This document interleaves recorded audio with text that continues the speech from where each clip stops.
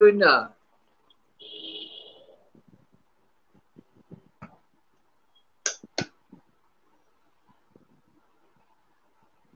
নমস্কার।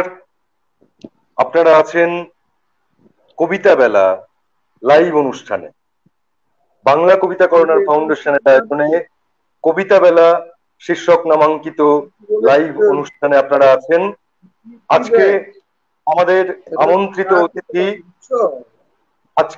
আমন্ত্রিত অতিথি উপমহাদেশের অন্যতম শ্রেষ্ঠ কবি নির্মলেন্দু গুণ। আমাদের আজকের আমাদের সাথে আছেন নির্মলেন্দু গুণ। আমাদের সাথে আছেন বিশিষ্ট আবৃত্তি শিল্পী রঞ্জনা সেনগুপ্ত। আমাদের সাথে আছেন বিশিষ্ট সমস্যা হচ্ছে আবৃত্তি না, শিল্পী আমার নতুন যে সমস্ত রঞ্জনা সেনগুপ্ত। কবিতা, এই সব কবিতাগুলো শুভ হচ্ছে সন্ধ্যা আমার এই সবাইকে। মোবাইল ফোনের ভিতরে। আমাদের সাথে আছেন বিশিষ্ট লেখিকা, কবি, উপস্থাপিকা শোনা যাচ্ছে? এবং আমাদের বিশিষ্ট আবৃত্তি শিল্পী শিমুল শোনা যাচ্ছে? পারভিন, বাংলাদেশ।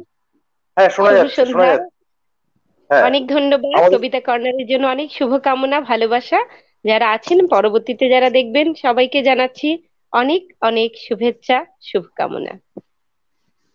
আমাদের সাথে রয়েছেন নির্মলেন্দু গুণ, বাংলাদেশের শ্রেষ্ঠ কবি এবং উপমহাদেশের অন্যতম শ্রেষ্ঠ কবি নির্মলেন্দু গুণ। আমাদের সাথে আছেন রঞ্জনা সেনগুপ্ত, বিশিষ্ট আবৃত্তি শিল্পী। শঙ্খমালা প্রাণপুরুষ সুমন্ত সেনগুপ্ত তার ঘরণী এবং প্রচুর সাহায্য তিনি করেন অন্তরালে থেকে, তাকে আমাদের প্রণতি। আমাদের সাথে আছেন হ্যাঁ, শিমুল সবাইকে পারভিন। শুভকামনা। শোনা যাচ্ছে? অনুপকেও শুভকামনা জানালাম। হ্যাঁ, শোনা হ্যাঁ, যাচ্ছে, শোনা যাচ্ছে, শোনা যাচ্ছে। আমাদের সাথে আছেন শিমুল পারভিন, তাকেও আমাদের প্রণতি, শুভেচ্ছা, ভালোবাসা। আমরা সরাসরি চলে যাব কবিতায়। প্রথমেই চলে যাচ্ছি নির্মলেন্দু গুণের কাছে। প্রথমেই চলে যাচ্ছি আমাদের সকলের প্রিয় কবি নির্মলেন্দু গুণের কাছে। প্রথমেই চলে যাচ্ছি নির্মলেন্দু গুণের কাছে।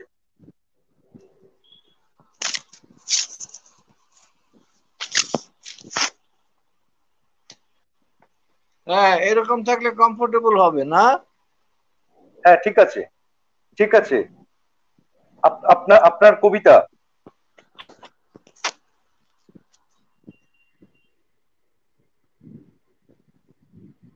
আহ নির্মলেন্দু গুণ তিনি কবিতা শোনাবেন আমাদের।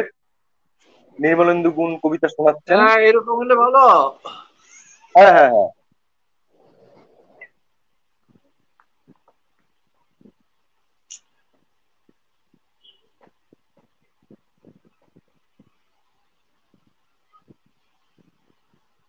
আমাদের সাথে আছেন রঞ্জনা সেনগুপ্ত, আমাদের সাথে আছেন শিমুল পারভিন। নির্মলেন্দু গুণ, স্যার, আপনার কবিতা। নির্মলেন্দু গুণ, আপনার কবিতা।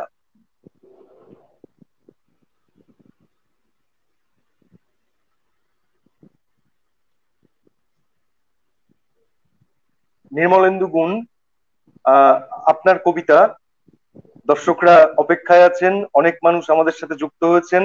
আমাদের সাথে আছেন উজ্জ্বল সামন্ত, আমাদের সাথে আছেন অসীম ভট্টাচার্য, আমাদের সাথে আছেন সজল বিশ্বাস, আছেন দেওয়ান সাইদুল হাসান, আছেন অসীম ভট্টাচার্য, যারা আমাদের সাথে যুক্ত হয়েছেন সকলকে ভালোবাসা, শুভেচ্ছা, প্রণতি। আমাদের সাথে আছেন কবি নির্মলেন্দু গুণ, তার কণ্ঠে আমরা কবিতা শুনবো। কবি নির্মলেন্দু গুণ।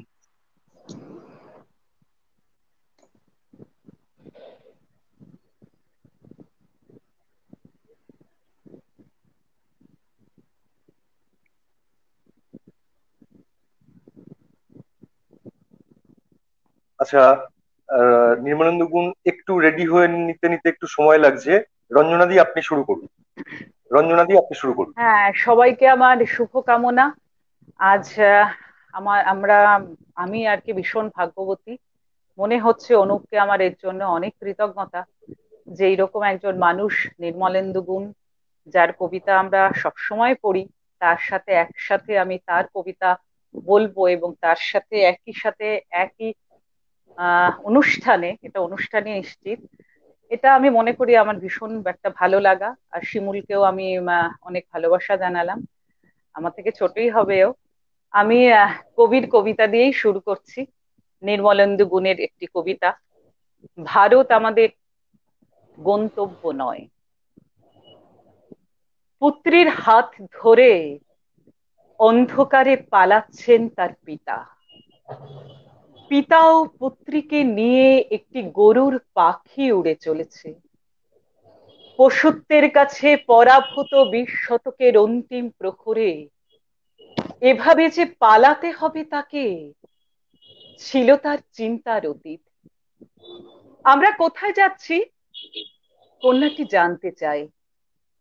পিতা নিরুত্তর, যেন তার কর্ণকুহরে কোনো শব্দই প্রবেশ করেনি। মেয়েটি ভেবে পায় না তার পিতা কেন যে এমন, লজ্জায় পাখির ডানায় থাকে মুখ। সে ভেবে পায় না এই কৃত্তিবাসী রামায়ণ থেকে উড়ে আসা এই পৌরাণিক পাখিটি যখন মূর্খের উল্লাস থেকে তাদের উদ্ধার করে নিয়ে যাচ্ছে চিরস্বস্তির দেশে, তখন তার বাবাকে এমন পরাজিত, বিধ্বস্ত, বিষণ্ণ দেখাচ্ছে কেন? তবে কি এখনো তার বুকের ভেতরে জন্মভূমির জন্য ফেলে আসা কিছু মায়া অবশিষ্ট রয়ে গেছে? বাবা, আমরা ভারতে পৌঁছে গেছি। এই যে গোমুখ, গঙ্গোত্রী, গঙ্গা তীরে প্রয়াগের মেলা, এই যে কাঞ্চনজঙ্ঘা, শান্তিনিকেতন, পাখিটিকে কি মাটিতে নামতে বলবে না? আর কত উড়ে বেড়াবে আকাশে আকাশে। ভারত কি আমাদের গন্তব্য নয়?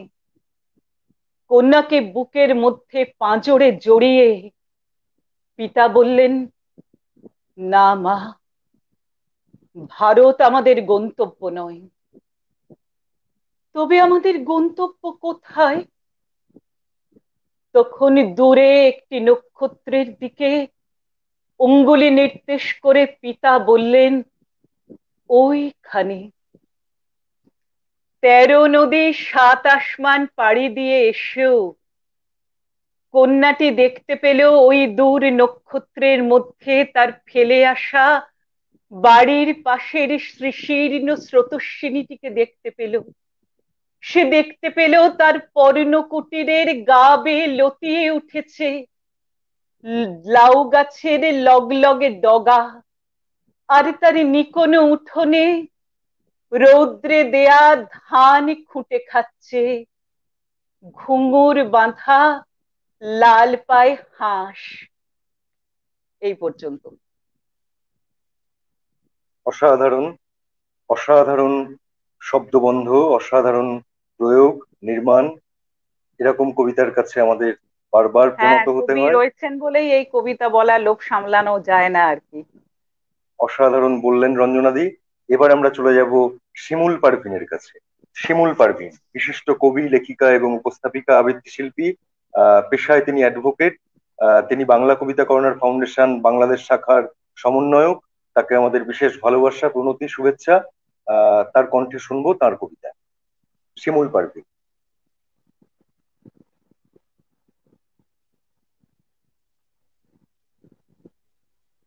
অসংখ্য ধন্যবাদ। আরেকবার সবাইকে ভালোবাসা জানাচ্ছি, যারা দেখছেন এবং যারা পরে দেখবেন তাদের জন্য অনেক অফুরান শুভেচ্ছা, ভালোবাসা। আর কবিকে নিবেদন করে কবির কবিতা পড়তে চেয়েছি। কবি আমাদের সাথে যুক্ত আছেন কিন্তু দেখতে পাচ্ছি না। হ্যাঁ, একটুখানি পেয়েছি কবিকে।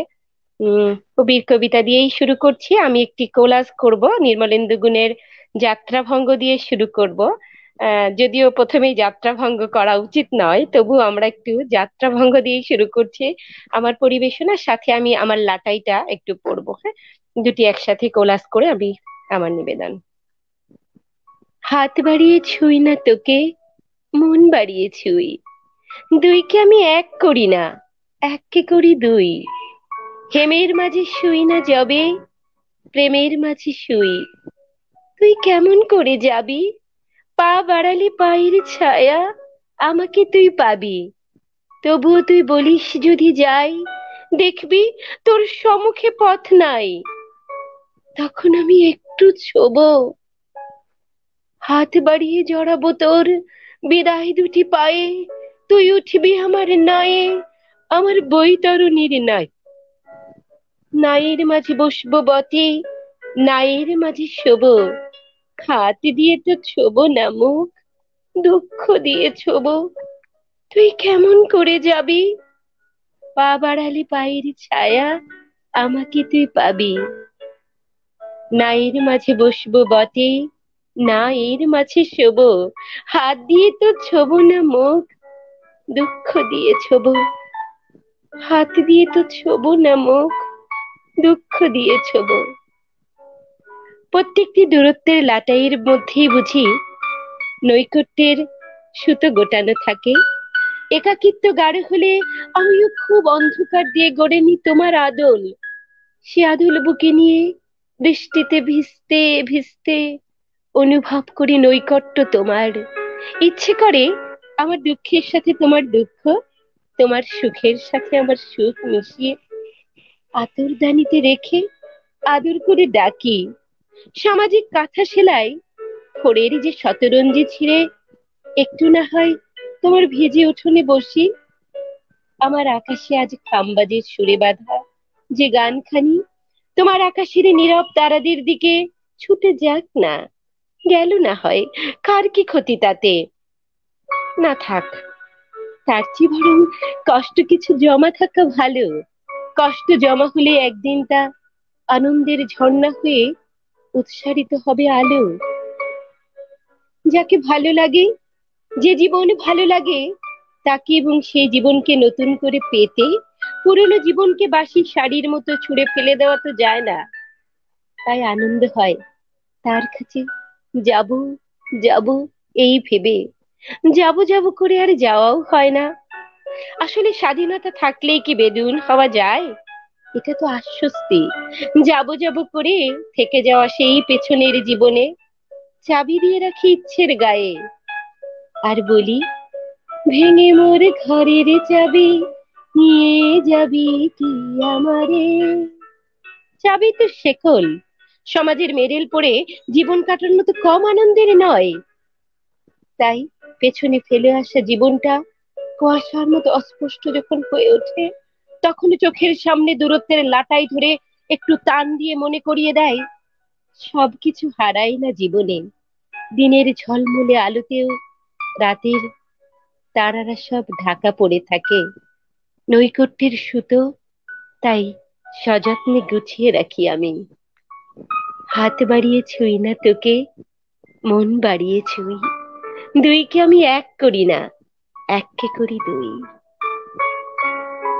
বাহ, বাহ, চমৎকার, অসাধারণ শব্দ প্রয়োগ এবং কবিতার অলংকরণ সত্যি প্রশংসনীয়। সুন্দর পাঠ ধন্যবাদ। করেছেন, নিজের নিজের লেখা কবিতা, তার সাথে নির্মলেন্দু গুণের কবিতাও শুনিয়েছেন তিনি। প্রথমেই রঞ্জনা সেনগুপ্ত নির্মলেন্দু গুণের একটি কবিতা শুনিয়েছেন, তারপর শিমুল পারভিন নির্মলেন্দু গুণের একটি কবিতা শুনিয়েছেন। ইতিমধ্যেই নির্মলেন্দু গুণের দুটি কবিতা উচ্চারিত হয়ে গিয়েছে। রঞ্জনা দি একটি শুনিয়েছেন, শিমুল পারভিন একটি শুনিয়েছেন। এবার আমরা চলে যাব কবি নির্মলেন্দু গুণের কাছে, আমাদের সকলের প্রিয়, সম্মানের, ভালোবাসার, অসম্ভব শ্রদ্ধার কবি নির্মলেন্দু গুণ। নির্মলেন্দু গুণের উপস্থাপনা, তার কবিতা নির্মলেন্দু গুণ। এবার কবিতায় নির্মলেন্দু গুণ।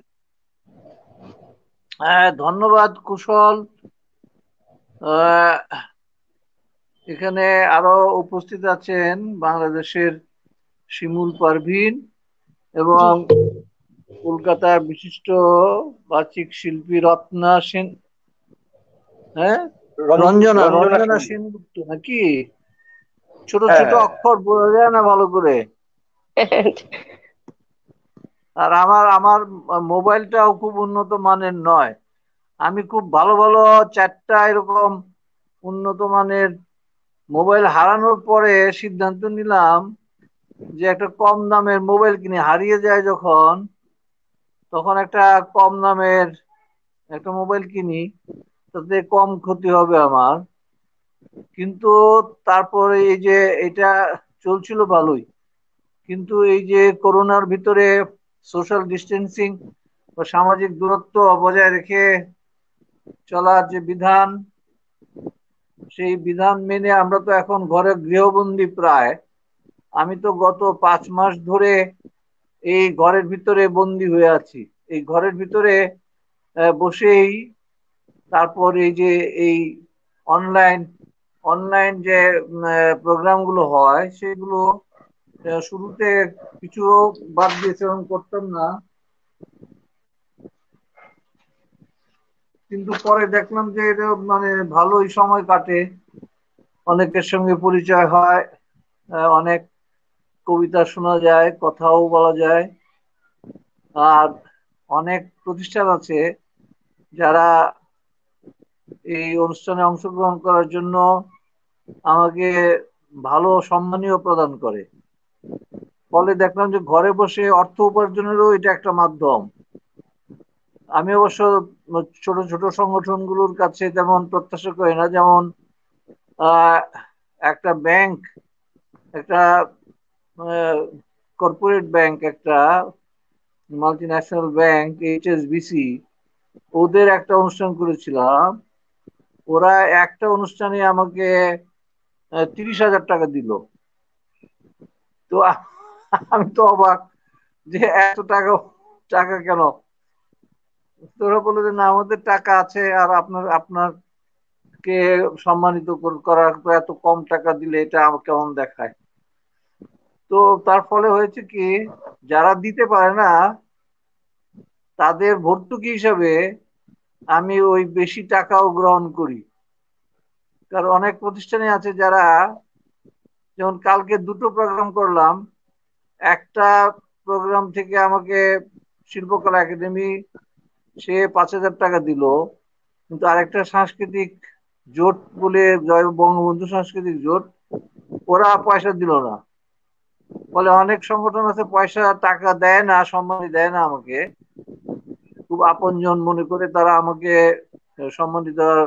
তাদেরও হয়তো এটা এটা এটা তো একটা ব্যবসার ভিত্তিক নয়, তোমাদের অনুষ্ঠানগুলো, সেগুলো তো বিজ্ঞাপন পাওয়া যায় না। সুতরাং যে সমস্ত সংগঠন বিজ্ঞাপন পাওয়ার সম্ভাবনা নেই বা কোনো বড় প্রতিষ্ঠান নয়, তাদের কাছে আমি অর্থ সম্মানী দাবিও করি না, মন থেকেই না। কিন্তু যারা প্রতিষ্ঠান, যেমন শিল্পকলা একাডেমি একটা সরকারি প্রতিষ্ঠান, এর জন্য প্রচুর অর্থ বরাদ্দ রয়েছে। সুতরাং তাদের কাছে একবার আমি ওদের অনুষ্ঠানে অনেক চেষ্টা করে ঢুকতে পারিনি, কারণ তারা ওই প্রান্তে অনেক বেশি পার্টিসিপেন্টস অ্যাড করেছিল, তার ফলে আমার এই কম্পিউটার দিয়ে আমি আর কিছুতেই ঢুকতে পারিনি। কিন্তু আমি তাদেরকে বলছি যে তোমরা বেশি পার্টিসিপেন্ট নিয়েছো বলে আমি ঢুকতে পারিনি, কিন্তু আমি তো ট্রাই করেছি, আমি I spend my time, so you have to pay, and they paid me. তারা আমাকে টাকা দিয়েছিল, অনুষ্ঠান করতে না পারলো, যেহেতু আমি মাঝে মাঝে অ্যাপিয়ার করেছি, ফেস শো করেছি, কিন্তু থাকতে পারিনি, একটু পরে পরে সেটা হ্যাং হয়ে যাচ্ছিল। এখন ধরো সরকারের একটা ডিসি, একটা জেলার জেলা প্রশাসক, তিনি একটা অনুষ্ঠান করলেন বাগেরহাটের, আমার খুব ভক্ত মামুনুর রশিদ। তো আমার সঙ্গে তার কোনো সম্মানী নিয়ে কোনো কথা হয়নি, কিন্তু এই ছেলেপেলেরা আমার কবিতা পড়েছে, কবিতা পড়ে কবিতা রচনার প্রিয় পটভূমি প্রিয় সম্পর্কে প্রিয় প্রশ্ন করে জেনেছে। প্রিয় কবি তো নির্মলেন্দু গুণ আমি ভেবেছি যে টাকা তাকে দেবে না, অনেক অনেক দর্শক কিন্তু অনেক পরদিন দর্শক বলতেন পরদিন সকালে অনেক আমাকে ওরা 10,000 টাকা পাঠিয়ে দিল, বলে স্যার কিছু মনে প্রিয় করবেন না, আপনাকে সম্মানী বাবদ কিছু টাকা পাঠালাম। তো প্রিয় এরকম কবি অভাবিত ভাবে নির্মলেন্দু গুণ, অনেক আপনাকে অনেক জায়গা দর্শক থেকে বলতেন যে আপনার আপনার সম্মানী কণ্ঠে পাই কবিতা বলে শুনতে চায়। অনেক প্রতিষ্ঠানকে সম্মানী ছাড়াই তাদের অনুষ্ঠানে অংশগ্রহণ করাটা আমার জন্য খুব অসুবিধার হয় না। তো তোমাদের অনুষ্ঠান থেকে আমি কোনো অর্থ প্রত্যাশা করছি না, সম্মানী প্রত্যাশা করছি না। তো এখন আজকে এই করোনা কালের মধ্যে আগস্ট মাসের খুব চাপ ছিল আমার উপর, বঙ্গবন্ধু শেখ মুজিবুর রহমানকে নিয়ে আমি কিছু ভালো কবিতা লেখার ফলে আমার এখন শাস্তি ভোগ করতে হচ্ছে। খারাপ খারাপ লেখাও যেরকম খারাপ, ভালো লেখাও খারাপ, বুঝছো? লেখকের জন্য, পাঠকের জন্য ভালো, কিন্তু যিনি লেখেন তার জন্য খারাপ, তার উপর প্রচুর চাপ হয়। সবাই কিছু কিছু কবিতা আছে যেগুলো আমার কবিতা ছাড়া স্বাধীনতা দিবস, বিজয় দিবস, বঙ্গবন্ধু জাতীয় শোক দিবস এগুলো পালিত হয় না। আমার কবিতা সেখানে অবশ্যই পাঠ করবেই, এবং আমি যদি সেই সব অনুষ্ঠানে অংশগ্রহণ করি তাহলে আমাকে সেই সব কবিতার পাঠ করতে হয়। ফলে গত 1 মাসে আমাকে অন্তত 50-60টা কবিতা পড়তে হয়েছে। ফলে আমার ভগ্ন স্বাস্থ্যের উপর, ভগ্ন স্বাস্থ্য বলছি এই অর্থে একদিকে তো করোনার এক তাণ্ডব রয়েছেই, আর দ্বিতীয়ত হয়েছে আমার কয়েক বছর আগে আমার হার্টে বাইপাস সার্জারি হয়েছিল। ফলে তারও একটা চাপ বুকের মধ্যে সবসময় অনুভব করি। এবং কবিতা পড়তে গেলে যা হয় সেটা হচ্ছে, কবিতা যেহেতু একটা আবেগ নির্ভর ব্যাপার, সুতরাং সে আবেগকে কবিতা থেকে বিচ্ছিন্ন করে ফেললে কবিতা তখন আর কবিতা থাকে না। সেজন্য কবিতা পড়ার সময় শুরুতে যদিও মনে করি যে আবেগ কম প্রয়োগ করব, আবেগকে কম ঘাটাবো, কম ব্যবহার করব, কিন্তু কবিতা পড়ার পর কবিতার ভেতর দিয়ে যে আবেগের ধারা সঞ্চারিত হয় সেটা থামানো যায় না। সেটা কবিতার প্রতি অবিচার করা হয়, এবং কবিতার প্রতি অবিচার আর স্বাস্থ্যের প্রতি অবিচার, এই দুটো জিনিসের দ্বন্দ্ব আমার ভিতরে এখন তৈরি হয়েছে। আমি যদি কবিতার প্রতি অবিচার করি পাঠের প্রতি, তাহলে আমার স্বাস্থ্যের প্রতি সুবিচার করা হয়। আবার আমি যদি স্বাস্থ্য সচেতনতা মেনে আবেগ পরিহার করে কবিতা পাঠ করি, তাহলে স্বাস্থ্যের প্রতি সুবিচার করা হলো কবিতার প্রতি, এবং কবিতার যারা শ্রোতা, যারা শুনতে চান আমার কাছ থেকে কবিতা, তাদের প্রতি অবিচার করা হয়। এখন আমার শাখের করাত কোন যেদিকে যাই সেদিকেই কাটে। আমার কথা কি শোনা যাচ্ছে অনুপ? হ্যাঁ, এবার এবার আপনার কণ্ঠে কবিতা শুনতে চাই আমরা। অনেক মানুষ প্রত্যাশা নিয়ে বসে আছেন স্যার, অনেকে মন্তব্য লিখছেন। মোহাম্মদ ওসমান গনি, সুরশ্রী ভট্টাচার্য, ফাহমিদা লোপা সবাই বলছেন আচ্ছা কবির আচ্ছা, কণ্ঠে কে একটু দেখছেন কবিতা এটা শুনতে বলার চাই। দরকার নেই। আমরা ধরে নিব হ্যাঁ, যে অনেক শ্রোতা দর্শক রয়েছেন, তারা কবিতা শুনছেন। এবং কলকাতায় তো মানে আমাকে তো কলকাতায় সহজলভ্য নই, সুতরাং সেখানে নিশ্চয়ই কলকাতাতে যারা আমার কবিতা পড়েছেন কিন্তু আমাকে কখনো প্রত্যক্ষ করেননি, তাদের তো সঙ্গত আগ্রহী থাকবে। যারা শুনছেন তাদের প্রতি আমি শুভেচ্ছা জানাচ্ছি, ধন্যবাদ জানাচ্ছি, কৃতজ্ঞতা প্রকাশ করছি। আমি যেহেতু করোনা কাল, সেই করোনা কালে যেসব কবিতা আমি লিখেছি, সমস্যা হয়েছে যে আমার এই লেখাগুলো আমি যে স্মার্টফোনটি ব্যবহার করে এই অনুষ্ঠানে অংশগ্রহণ করছি স্ট্রিম ইয়ার্ডে, আমার কবিতাগুলো ওই ফোনের ভিতরেই। ফলে আমার পক্ষে ওই কবিতাগুলো পড়া সম্ভব হবে না। তবে দুটো কবিতা আমি প্রিন্ট করে নিয়ে এসেছিলাম, সেই করোনার উপর লেখা দুটো কবিতা দিয়ে আমি কবিতা পাঠ শুরু করি। আমার কথা কি শোনা যাচ্ছে? হ্যাঁ, যাচ্ছে যাচ্ছে যাচ্ছে। আচ্ছা, আমি বুঝতে পারছি না, যেহেতু আমি ভালো শুনতে পারছি না, হ্যাঁ হ্যাঁ, তারপরে যাচ্ছে হচ্ছে কি যাচ্ছে। অন্ধকারে ঢিল ছোড়ার মতো হচ্ছে। মানে না আমি না, আপনি বুঝতে পারছি না যে আপনি আপনি পাঠক কবিতা শুরু করুন। প্রতিক্রিয়াটা কিরকম হবে, কারণ আমি আপনি নিজেই কবিতা একটু শুরু ভালো করুন। শুনতে পাচ্ছি না। এটা কেন শুনতে পাচ্ছি না? এটা কি মাইক্রোফোন কি তোমাদের ভেতর থেকে মিউট করা? না না, কিচ্ছু করা না। আপনি আপনি অন্য কবিতা শুরু অন্য করুন সকলের স্যার। মাইক্রোফোন যদি মিউট মিউট করা থাকে, তাহলে আমার শব্দ বোধহয় বেশি শোনা যাবে।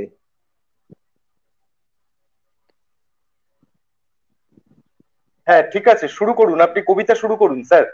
হ্যাঁ, আপনি কবিতা শুরু করুন স্যার। না আমি কষ্ট করে পড়লাম, তারপরে যদি শ্রোতারা যদি না শুনতে পারেন তাহলে হ্যাঁ হ্যাঁ, আমার সবাই সবাই কষ্টটাও বৃথা হলো, সবাই তাদের শুনতে পাচ্ছে। অপেক্ষাও বৃথা হবে। হ্যালো। সবাই সবাই শুনতে পাচ্ছে, আপনি হ্যাঁ, পড়ুন।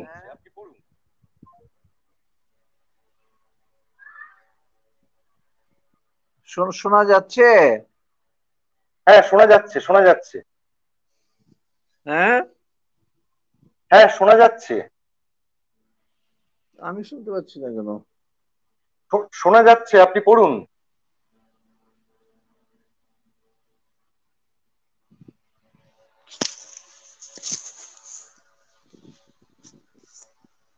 হ্যালো,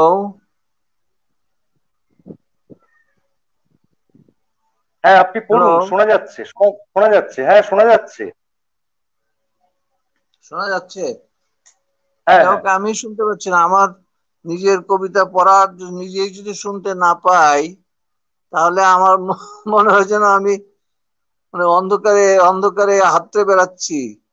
আমার কবিতা তার গন্তব্যে পাঠকের মানে কর্ণকুহরে প্রবেশ করছে কিনা, কেমন করছে সেটা বুঝতে পারছি না। হ্যাঁ, এটা এরকম হলো কেন বুঝতে পারলাম না। আমার আমার ওই মাইক্রোফোনের মধ্যে কোনো সমস্যা হলো কিনা। আর মিউট করে দিতে হয়। শিমুল শিমুল এবং রঞ্জনা, আপনাদের মাইক্রোফোন মিউট করা আছে?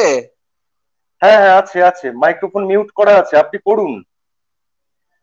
হ্যাঁ, মাইক্রোফোন মিউট করা আছে, আপনি পড়ুন।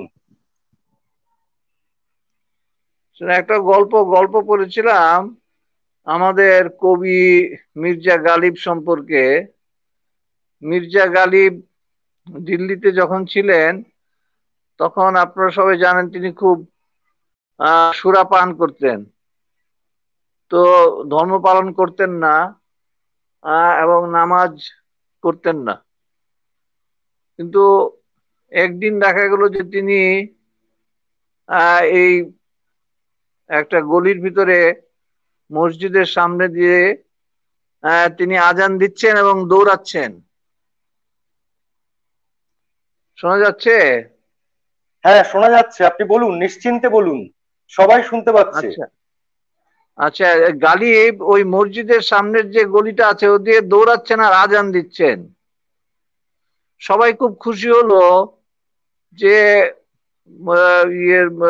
গালিবের এতদিনে গালিবের ধর্মের প্রতি আহ মন মন এসেছে, ধর্মের প্রতি তার সুমতি এসেছে। আল্লাহ তাকে এখন ধর্মের পথে পরিচালিত করবে। তো তারা তার আজান দেওয়াটাকে তারা পছন্দই করলো, কিন্তু তিনি কেন দৌড়াচ্ছেন এটা জিজ্ঞেস করলো গালিবকে। তখন গালিব বলল, আমি তো কোনো সময় আজান দেই না, আমার আজান কেমন শোনা যায় সেটা শোনার জন্য আমি দৌড়াচ্ছি। আমার এই গল্পটা কি শোনা গেল? বোঝা গেল? হ্যাঁ হ্যাঁ হ্যাঁ, শোনা গেল, বোঝা গেল। হ্যাঁ, এবার এবার আপনার আপনার একটা আপনার সকণ্ঠে একটা কবিতা, না, আপনার সেটাই বলতেছি। সকণ্ঠে একটা কবিতা। আমার আমার যদি গালিবের মতো দৌড়াইতে হয় আমার কবিতা কেমন হচ্ছে কেমন হলো সেটা শোনার জন্য, তাহলে এটা খুব কঠিন কাজ হয়ে দাঁড়ায় না? তো আমি যদি শুনতে না পাই তাহলে তো সমস্যা। যাই হোক, আমি এখন মাইক্রোফোনটা মানে আমার কাছে কানে কাছে নিয়ে আসছি, যাতে শোনা যায় আর কি, আমি শুনতে পাই। আমি প্রথমে হ্যাঁ করোনার উপরে কিছু কবিতা লিখেছিলাম। তার ভেতর থেকে পড়ছি। করোনার মৃত্যু পরোয়ানা, করোনার মৃত্যু পরোয়ানা, করোনায় যাদের মৃত্যু হয়েছে, হচ্ছে, হবে, তাদের জন্য এক ফোঁটা চোখের জলও যেন অবশিষ্ট নেই আর আমাদের চোখে। তাদের জন্য এক ফোঁটা চোখের জলও যেন অবশিষ্ট নেই আর আমাদের চোখে। এই চির সুন্দর ভুবনে, পৃথিবীর দেশে দেশে মৃতকে এখন শেষ বিদায় জানাচ্ছে মৃত্যু। মৃতকে এখন শেষ বিদায় জানাচ্ছে মৃত্যু। মৃত্যুই এখন ধ্রুব, মৃত্যুই মৃত্যুর শেষ দর্শক। এই গ্রহবাসীদের ভাগ্যপত্রে এমন মৃত্যুর কথাই তবে লিখে রেখেছিলে হে ঈশ্বর, এই গ্রহবাসীদের ভাগ্যপত্রে এমন মৃত্যুর কথাই তবে লিখে রেখেছিলে হে ঈশ্বর, এই অভাবিত, অকল্পনীয়, অগ্রহণীয় মৃত্যুর মহামারী যেন কখনোই মনুষ্য সৃষ্ট বলে প্রমাণিত না হয়, যেন না হয়, যেন না হয়। যদি হয়, সে সম্ভাবনা বারবার উকি দিচ্ছে আমার মনে। চাই তা ভুল প্রমাণিত হোক, তা মিথ্যে হোক। যদি না হয়, যদি না হয়, তবে এই নির্বিকার ধরিত্রীর বুকে অসহায় মানুষের দুঃখ রাখার কোনো জায়গায় আর অবশিষ্ট থাকবে না। মানুষ কি তবে পৌঁছে যাবে সেই দুঃসময়ে যখন কারো কান্না কেউ শুনতে পাবে না?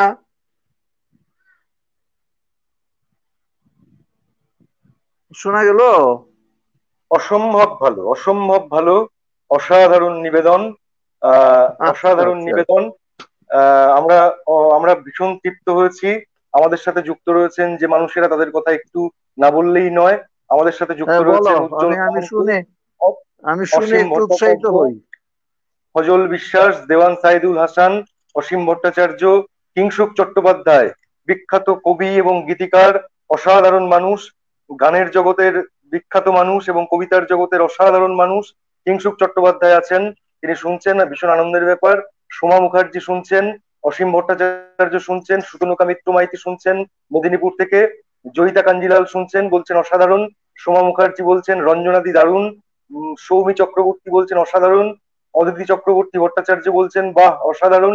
তাপস চৌধুরী অসাধারণ বাচিক শিল্পী, দূরদর্শন এবং আকাশবাণী এফএম এর উপস্থাপক, বিশিষ্ট বাচিক শিল্পী তাপস চৌধুরী, তিনিও শুনছেন। তিনি বাংলা কবিতা কর্নারের সাথে সম্পৃক্ত আছেন। সৌমি চক্রবর্তী আছেন, কামরুল সাফিন আছেন, বাহ সুন্দর আবৃত্তি। প্রিয় কবি রূপক কুমার রক্ষিত বলছেন সাথে আছি, এরকম উপস্থাপনা ভালো লাগছে তার বেশ। সুমন সরকার বলছেন বা সুন্দর, শুভ সন্ধ্যার শুভেচ্ছা অভিনন্দন। আহ মোহাম্মদ ওসমান গনি বলছেন দারুণ করলে শিমুল। আহ রামকৃষ্ণ মিশ্র বলছেন রঞ্জনা ম্যাডামের আবৃত্তি শুনে মনটা ভালো লাগলো। সুন্দর সন্ধ্যা। ইদিপাসের নিয়তির একটা রিকোয়েস্ট এসেছে শিমুল পারভিনের কাছে। নির্মলেন্দু গুণের কবিতা অসাধারণ লেগেছে, রূপক কুমার রক্ষিত বলছেন। দেবব্রত সিংহ বলছেন শুভ সন্ধ্যা, কবি নির্মলেন্দু গুণকে আমার সশ্রদ্ধ প্রণাম। আহ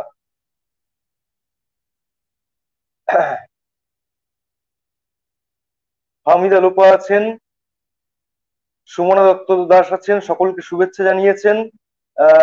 রণবীর ব্যানার্জি বলছেন নমস্কার কবি নির্মলেন্দু গুণকে। আহ মৃন্ময় পাত্র ম্যাপ রেডিওর কর্ণধার, তিনি শুভেচ্ছা জানিয়েছেন এবং নির্মলেন্দু গুণের কবিতায় তিনি খুব আনন্দ পেয়েছেন। আমরা চলে যাচ্ছি রঞ্জনা সেনগুপ্তর কাছে, বিশিষ্ট আবৃত্তি শিল্পী রঞ্জনা সেনগুপ্ত।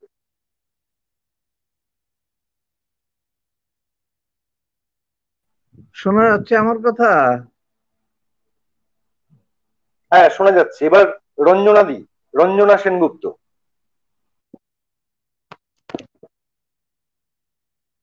আরেকটি কবিতা শোনাই, খুব পরিচিত একটি কবিতা, জন্মভূমি আজ। একবার মাটির দিকে তাকাও, একবার মানুষের দিকে।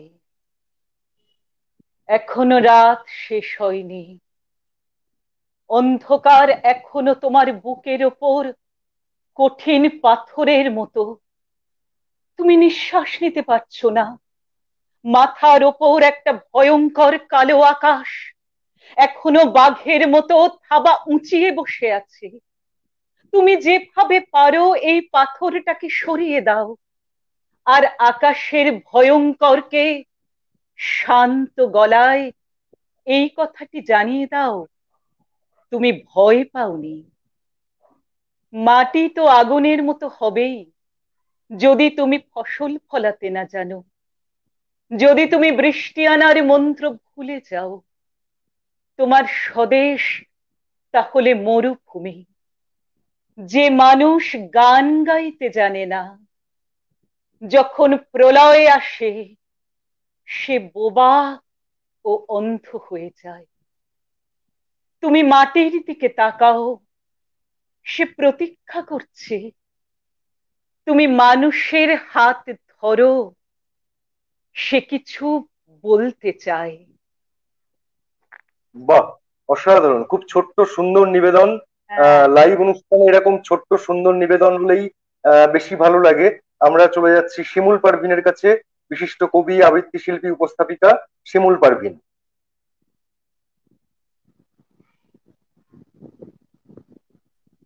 লেখা। অনুপ যদিও বলছে যে ছোট সুন্দর কবিতা হলে ভালো লাগে, কিন্তু অনুরোধ এসেছে যেটি, সে কবিতাটি আসলে ছোট করার কোনো সুযোগ নেই। অনুরোধের কবিতা একটু বড় হয়ে যায়। ইদিপাস ও নিয়তি যেটি একটু অনুরোধ এসেছে সেটিতে চলে যাচ্ছি। যেহেতু বন্ধুদের জন্যই এই আয়োজন, বন্ধুদের কথা রাখারই আমাদের সবসময় মাথায় রাখতে হয় যে বন্ধুদের পছন্দের কবিতাটি। তো ইডিপাস নিয়তি আমার একটি স্বরচিত কবিতা আছে, সেটিতে আমি চলে যাচ্ছি। সেই কবিতাটি আমি চেষ্টা করব ছোট করে পড়ার, যদি সুযোগ হয়, কারণ আমি নিজেও জানি না কোথা থেকে কোন লাইন বাদ দিয়ে পড়া যাবে। শুরু করছি। ইডিপাস ও নিয়তি। জীবনের রূঢ় বাস্তবতার মুখোমুখি দাঁড়িয়ে আজ আমি, সেখান থেকে পালিয়ে যাবার আর কোনো উপায় যে নেই। যে ভাগ্য আমাকে একদিন নিশ্চিত মৃত্যুর হাত থেকে উদ্ধার করেছে, নানান ঘাত প্রতিঘাতের মধ্য দিয়ে ক্ষমতার শীর্ষবিন্দুতে পৌঁছে দিয়েছে, এবার সেই সুউচ্চ পর্বত থেকে পতনের পালা। হায় নিয়তি, কবে থামবে তোমার দুর্বোধ্য রহস্যময় খেলা? কবে থামবে? রানী জোকাসটা, কোথায় তুমি? একটু আগেও নদী ভাঙনের পাড়ে বিপজ্জনক অবস্থায় দাঁড়িয়ে থাকা কোন দুরন্ত বালককে সতর্ক করে বলেছিলে, আর এগিয়েও না, আর এগিয়েও না। মানুষ মাত্রই নিয়তির হাতের পুতুল। জীবনকে সহজভাবে গ্রহণ করো। নিজের জীবনকে যদি ভালোবাসো, থামো। ঈশ্বরের দোহাই, ঘাটাঘাটি করো না অতীত। বুক ভাঙা আত্মরাতে আছড়ে পড়ে বলেছিলে, হায় রে দুর্ভাগ্য মানুষ, কোনোদিনও যেন জানতে না পারো তোমার সত্য পরিচয়। হায় অভিশপ্ত মানুষ, হায় নিয়তি। রানী, তোমার শেষ কথা চাবুকের মতো বাজছে আমার কানে। আমি সেই ইদিপাস, যে জন্ম থেকে দৈববাণীর তাড়া খাওয়া এক পরাজিত সৈনিক, মিথ্যা পিতৃভূমি করিস্থ ছেড়ে বেরিয়ে তারপরে চলে এসেছে এই থেবিসে। নিয়তি আমাকে টেনে এনেছে হোসিসের সেই তেমাতার সামনের মোড়ে, যেখানে রাজা লিয়াস আমার হাতেই নিহত হয়েছেন। কি নিষ্ঠুর নিয়তি তুমি! একদিন যে লিয়াস ও তার স্ত্রী তাদের নবজাতক পুত্রকে মেষপালকের হাতে তুলে দিয়েছিল, আর আজ আপন সন্তানের হাতে মৃত্যু এড়াতে যারা চেয়েছিল, তারা তো জানতো না নিয়তি কত অনতিক্রম্য। রানী জোকাস্টার মর্মছেড়া বিলাপ শোনা যাচ্ছে দরজার আড়ালে। সে চিৎকার করে বলছে, আমারই সন্তান আমার পাপিষ্ঠ শরীর চিনেছে দুই ভাবে। একদিন সে এসেছিল আমার এই অভিশপ্ত গর্ভে বীজ হয়ে, পরে সেই বীজ বুনেছে একই বীজতলায়। কে আমার সন্তান? কারা আমার সন্তানের সন্তান? এত পাপ, এত নিষ্ঠুর তুমি নিয়তি! হাই দিপাস, হাই নিয়তি! রানীর শেষ কথা থেমে যায়। রানীর ঝুলন্ত দেহ দুলছে মৃদু মন্দ। আকাশ থেকে যেন খসে পড়েছে এক নক্ষত্র। ইদিপাস, তোমার তো আর কিচ্ছু করার নেই। এই রানীকে পরম যত্নে শুইয়ে দেওয়া ছাড়া সন্তানের শ্রদ্ধা না স্বামীর প্রীতি অনুভূতি কি করবে তুমি? কেউ শুনবে না তোমার এই আত্মকথন।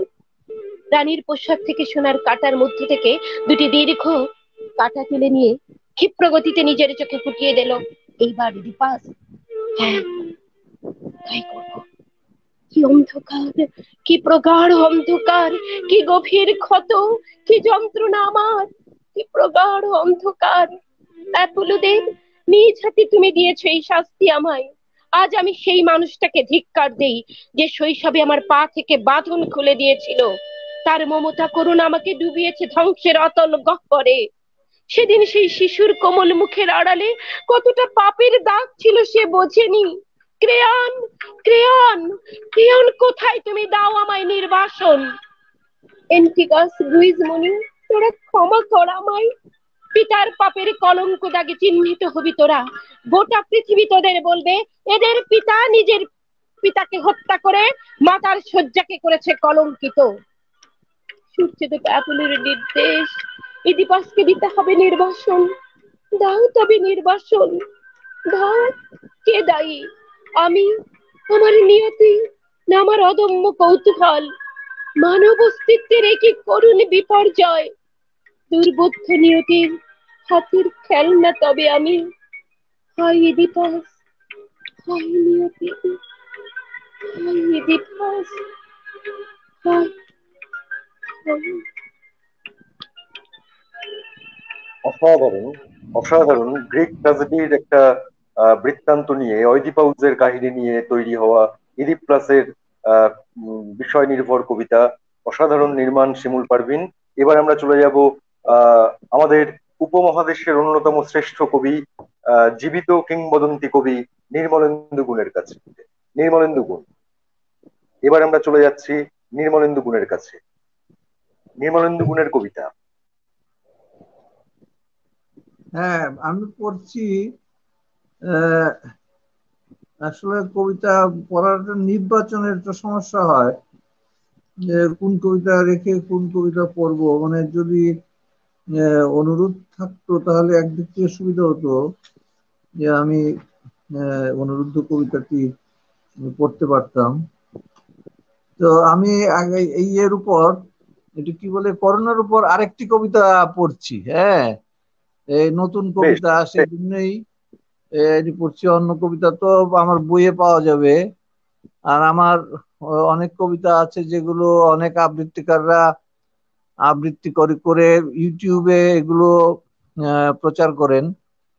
তো এরকম 1000টি ইউটিউবে আমার কবিতা আছে।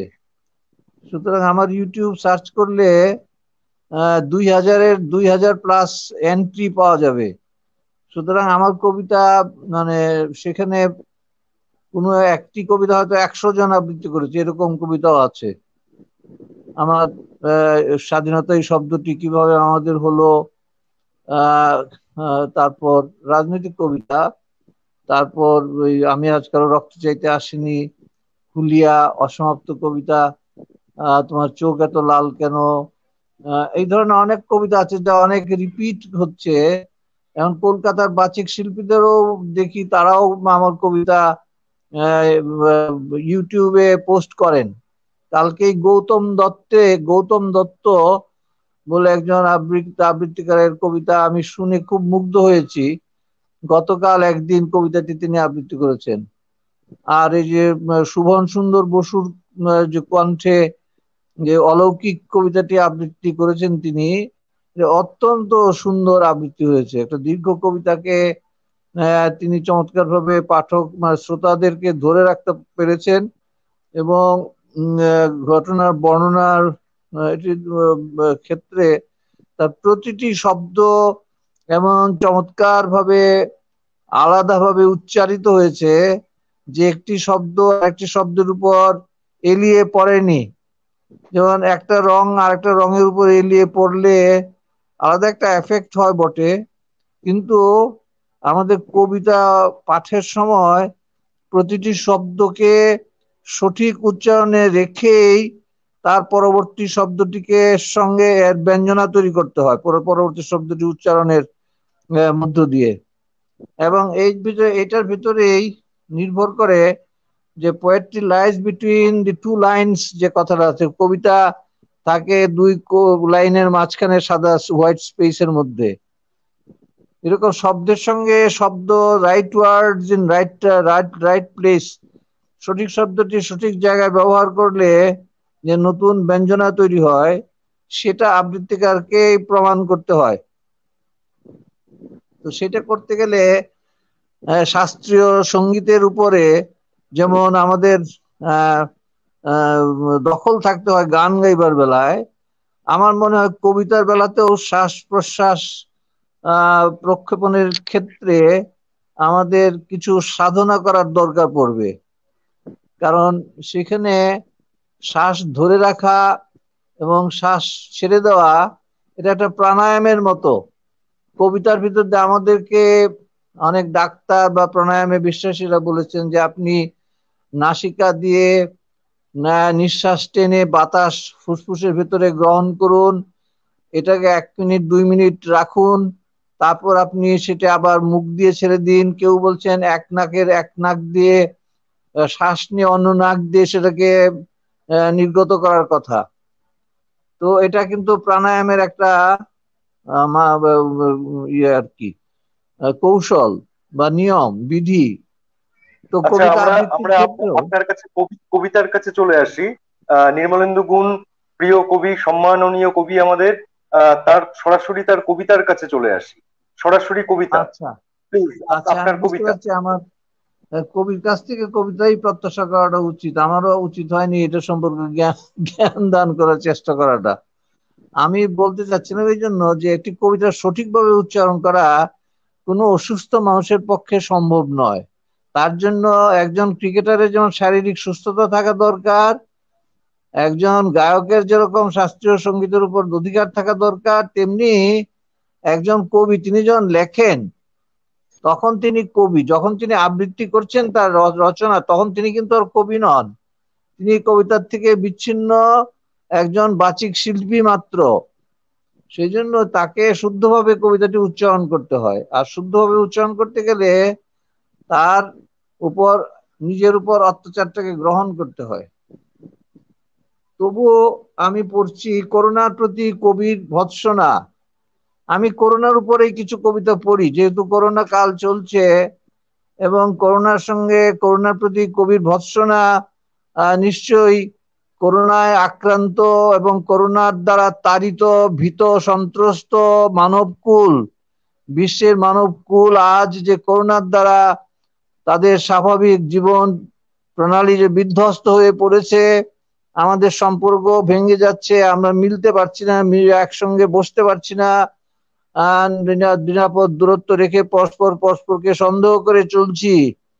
এই দুর্বিষহ কালে করুণার প্রতি কবির ভৎসনা নিশ্চয়ই ভালো লাগার কথা। হে পাষাণ, হে দৈত্যাসুর, হে নিষ্ঠুর করুণা, আমি তোমার বিরুদ্ধে একটি কবিতা লেখার সিদ্ধান্ত নিয়েছি। আমি তোমার বিরুদ্ধে একটি কবিতা লেখার সিদ্ধান্ত নিয়েছি। তোমার বিরুদ্ধে আজ একটি মোক্ষম কবিতা লেখা হবে। ওই কবিতার ভিতরে ছত্রে ছত্রে শব্দে শব্দে ছড়িয়ে ছিটিয়ে থাকবে তোমার মরণ বীজ। এখনো আমি একটু দ্বিধার ভিতরে আছি, কিছু প্রশ্ন ঘুরপাক খাচ্ছে মাথার ভিতরে। তুমি কি প্রকৃতি সম্ভূত, পড়েছো আকাশ থেকে, নাকি চাপা পড়েছিলে অনন্ত বরফ বিথি তলে? এখন বরফ গলেছে বলে মুক্তি পাওয়ার দৈত্যবধ তুমি ছড়িয়ে পড়েছো বিশ্বে, হানা দিচ্ছ দেশে দেশে মানুষের রক্তে ফুসফুসে, নাকি তুমি মনুষ্য সৃষ্ট দূরপাল্লার কোনো ভাইরাস মিসাইল? অভিশপ্ত উহানের লেভেল 4 গবেষণাগারে কি জন্ম তোমার? অভিশপ্ত উহানের লেভেল 4 গবেষণাগারে কি জন্ম তোমার? তোমার জন্মের প্রয়োজনে তুমি চীনকেই বেছে নিলে কেন? কিছু মনে করিস না, তোর সংক্রমণে নিহত লক্ষ লক্ষ মানব মানবীর সবের উপরে তোর ছন্দ মুদ্রাহীন ভূত নৃত্য দেখে অক্ষম ক্রোধে ও ঘৃণায় আমি নেমে আসছি তুমি থেকে তুইয়ে। এই পৃথিবীতে এসে তুই যা করেছিস, তুই তো অবশ্যই জাহান্নামে যাবি। করোনা তোর জন্য অপেক্ষা করছে রৌরব নরক। The hell is waiting for you মানুষের অন্তহীন ঘৃণা ও বীভৎস ভৎসনায় জুটবে তোর ভাগ্যে চিরকাল। হে ঘৃণ্য অদৃশ্য ঘাতক, হে মহাপাতক, তোর রক্ষা নেই, তোর ফাঁসি তো হবেই। মনুষ্য আবিষ্কৃত ভ্যাকসিনে আমি জানি অবশ্যই অচিরেই অক্কা পাবি তুই। আমার কথা শোন, ফাঁসির মঞ্চে যাবার আগে তুই পৃথিবীকে বলে দিয়ে যা, ফাঁসির মঞ্চে যাবার আগে তুই পৃথিবীকে বলে দিয়ে যা, who made you, who are the master minds, তুই কোন ইতরের তৈরি।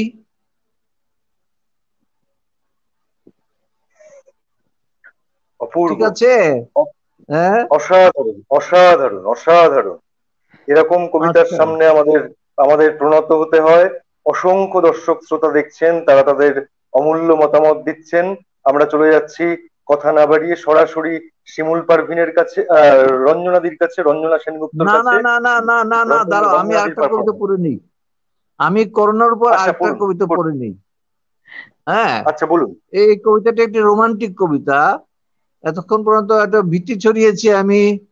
আমি অবশ্য করোনাকে ভৎসনাও করেছি মানুষের পক্ষ থেকে। এসো আলিঙ্গন করি, এসো চুম্বন করি, আর কত কাছে থেকেও দূরে দূরে সরে থাকবে তুমি,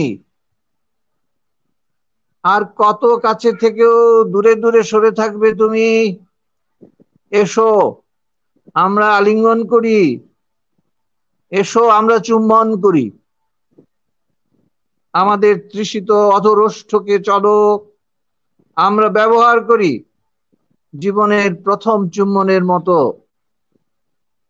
এসো প্রিয়তমা, না করো না। আমরা যখন মরতে শিখেছি তখন আমাদের আলিঙ্গন ও চুম্বনের উষ্ণ তাপদাহে দেখো ভস্ম হবে কোভিড করোনা। এসো শিউলি ফুলের মতো আমরা দুজন একে অপরের দেহপটে ক্লান্তিতে ঝরে পড়ি। আচ্ছা, এখন আমি একটু অবসর নেই, পরে আবার কবিতা শোনাবো অন্যরকম করোনার বাইরে কবিতা। বাহ বাহ, অসাধারণ অসাধারণ। আপনাকে অনেক শ্রদ্ধা, অনেক ভালোবাসা, অনেক কৃতজ্ঞতা। ঠিক আছে, আমরা চলে যাচ্ছি রঞ্জনা সেনগুপ্তর কাছে। রঞ্জনা সেনগুপ্ত আমাদের এবার হ্যাঁ, আবৃত্তি আসলে শিল্পী, এই বিশিষ্ট করোনা, আবৃত্তি শিল্পী রঞ্জনা সেনগুপ্ত। এই করোনা যে আমাদের কত কিছু দিল, মানে এর হিসেব নিকেশ বোধহয় আগামী 100 বছরেও শেষ হবে না। কত কিছু আমাদের, আমরা বহু মানুষকে হারাচ্ছি, আবার প্রাপ্তিও হচ্ছে প্রচুর।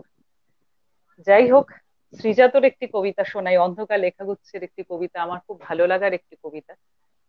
আহ যাই হোক, আসলে মুহূর্তগুলোই, জীবন তো সত্যি আমাদের অনেক বড়, কে কদিন আমরা থাকবো, মুহূর্তগুলোই আমাদের কাছে রয়ে থাকুক, এগুলোই হচ্ছে সম্পদ। যে মুহূর্তে ফুল ফোটে আমি জানি ঘ্রাণ, যে মুহূর্তে বাঁকে নদী আমি দেখি পথ, যে মুহূর্তে জমে সুর আমি খুঁজি গান, যে মুহূর্তে কথা কাটে আমি দেখি জট, যে মুহূর্তে তুমি ভাবো শুধু তুমি ঠিক, যে মুহূর্তে তুমি হাতে অস্ত্র তুলে নাও, সে মুহূর্তে আমিও তো চিনে রাখি দিক। হ্যাঁ, আমার কম্পাসের কাঁটা ভাঙা তাও।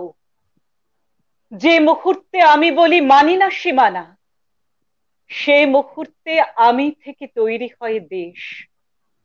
আড়ালে তখন তুমি শানাচ্ছ নিশানা, যে মুহূর্তে ছোঁড়ো তীর তুমিও নিঃশেষ।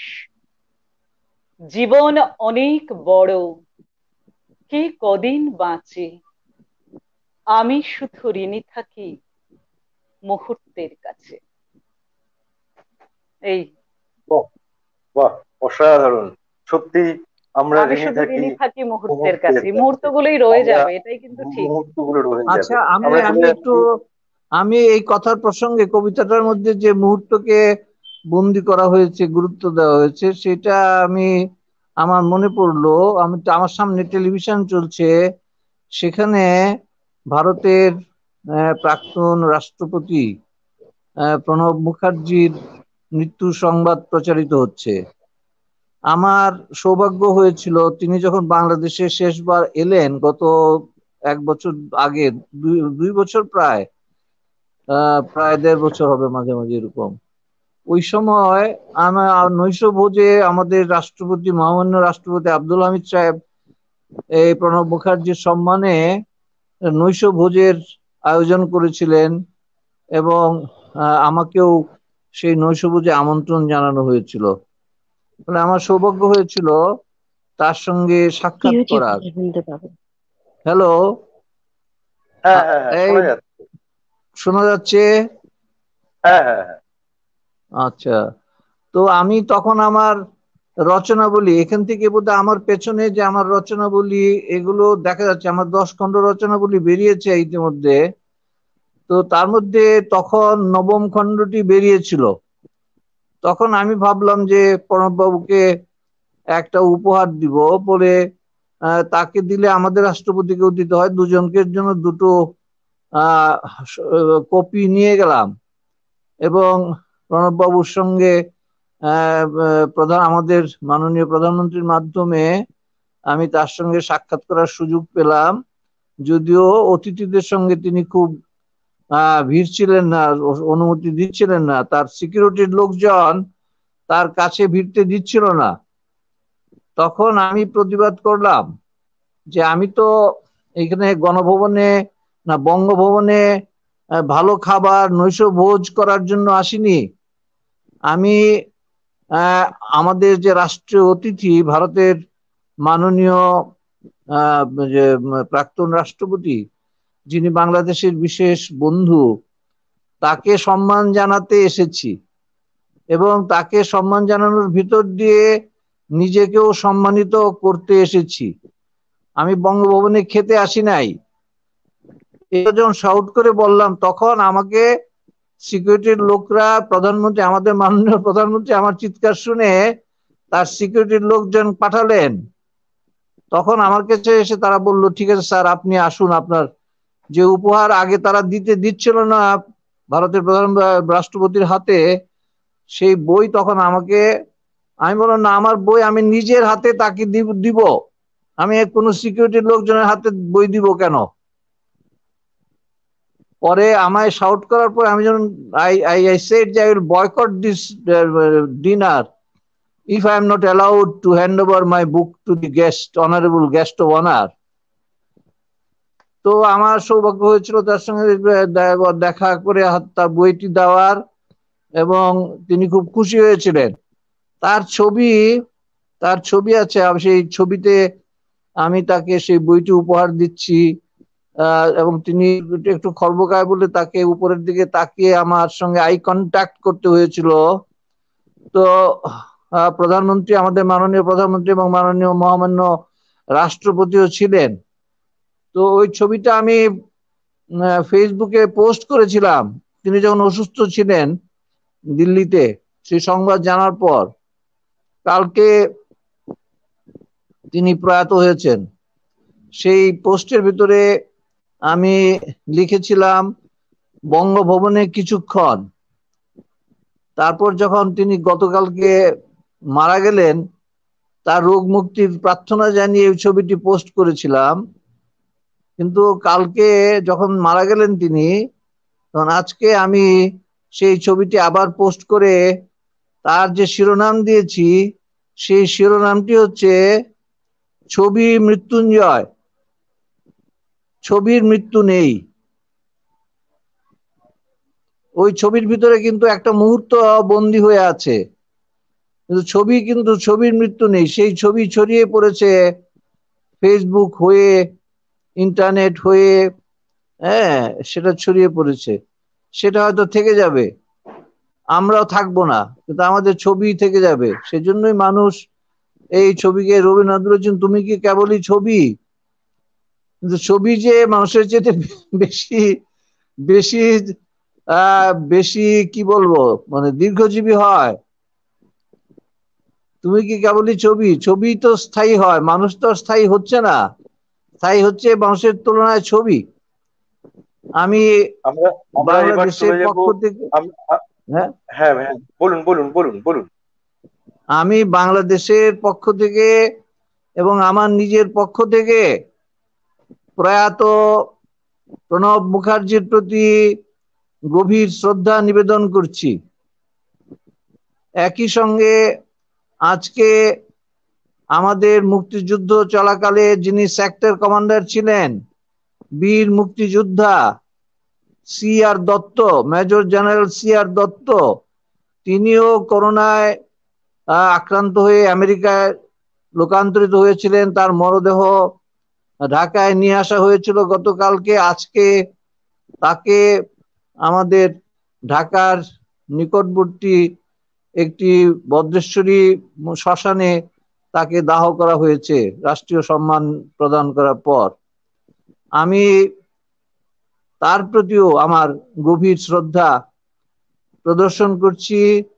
তাদের সন্তপ্ত পরিবারের সদস্যদের জন্য আমার গভীর সমবেদনা প্রকাশ করছি।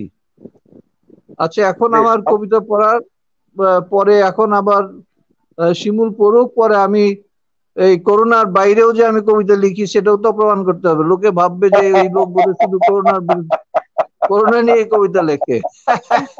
না না না না না, না। তো তো আচ্ছা, সেটা প্রমাণ করার জন্য আমি শিমুল আরো পারভিন, কয়েকটি কবিতা পড়বো। শিমুল পারভিন, আমি শিমুল করোনা পারভিন। ছাড়াও কবিতা ধন্যবাদ। লিখতে পারি। নির্মলেন্দু গুণ দাদা আহ, অনেক প্রেমের কবিতা লেখেন, এইসব বাস্তব ধর্মী কবিতার বাইরেও, সেটা তো আমরা উচ্চারণে নিয়েছি। তার সাথে বসে কবিতা পড়ার সৌভাগ্য হওয়াটাও অনেক বড় ব্যাপার। যদিও আমরা মঞ্চে একসাথে অনেকগুলো অনুষ্ঠানে তাকে পেয়েছি, অসম্ভব কৃতজ্ঞতা জানাচ্ছি অনুপকে আরেকবার এরকম একজন গুণী মানুষের সাথে, এবং রঞ্জনা দিকেও পেয়েছি, সেই দুইজন গুণী মানুষের পাশে বসে কবিতা পড়ার সৌভাগ্য হলো। সেটিও আমার জন্য অনেক বড় পাওয়া। চলে যাচ্ছি আমার আরেকটি নিজের লেখা কবিতায়, যেহেতু আজকে বলেছিলাম অনুরোধের কবিতাগুলো পড়বো, বনলতা সেনের না বলা কথাটা স্ক্রিনে উঠেছে, তো সেটি বের করেছি পড়ার জন্য।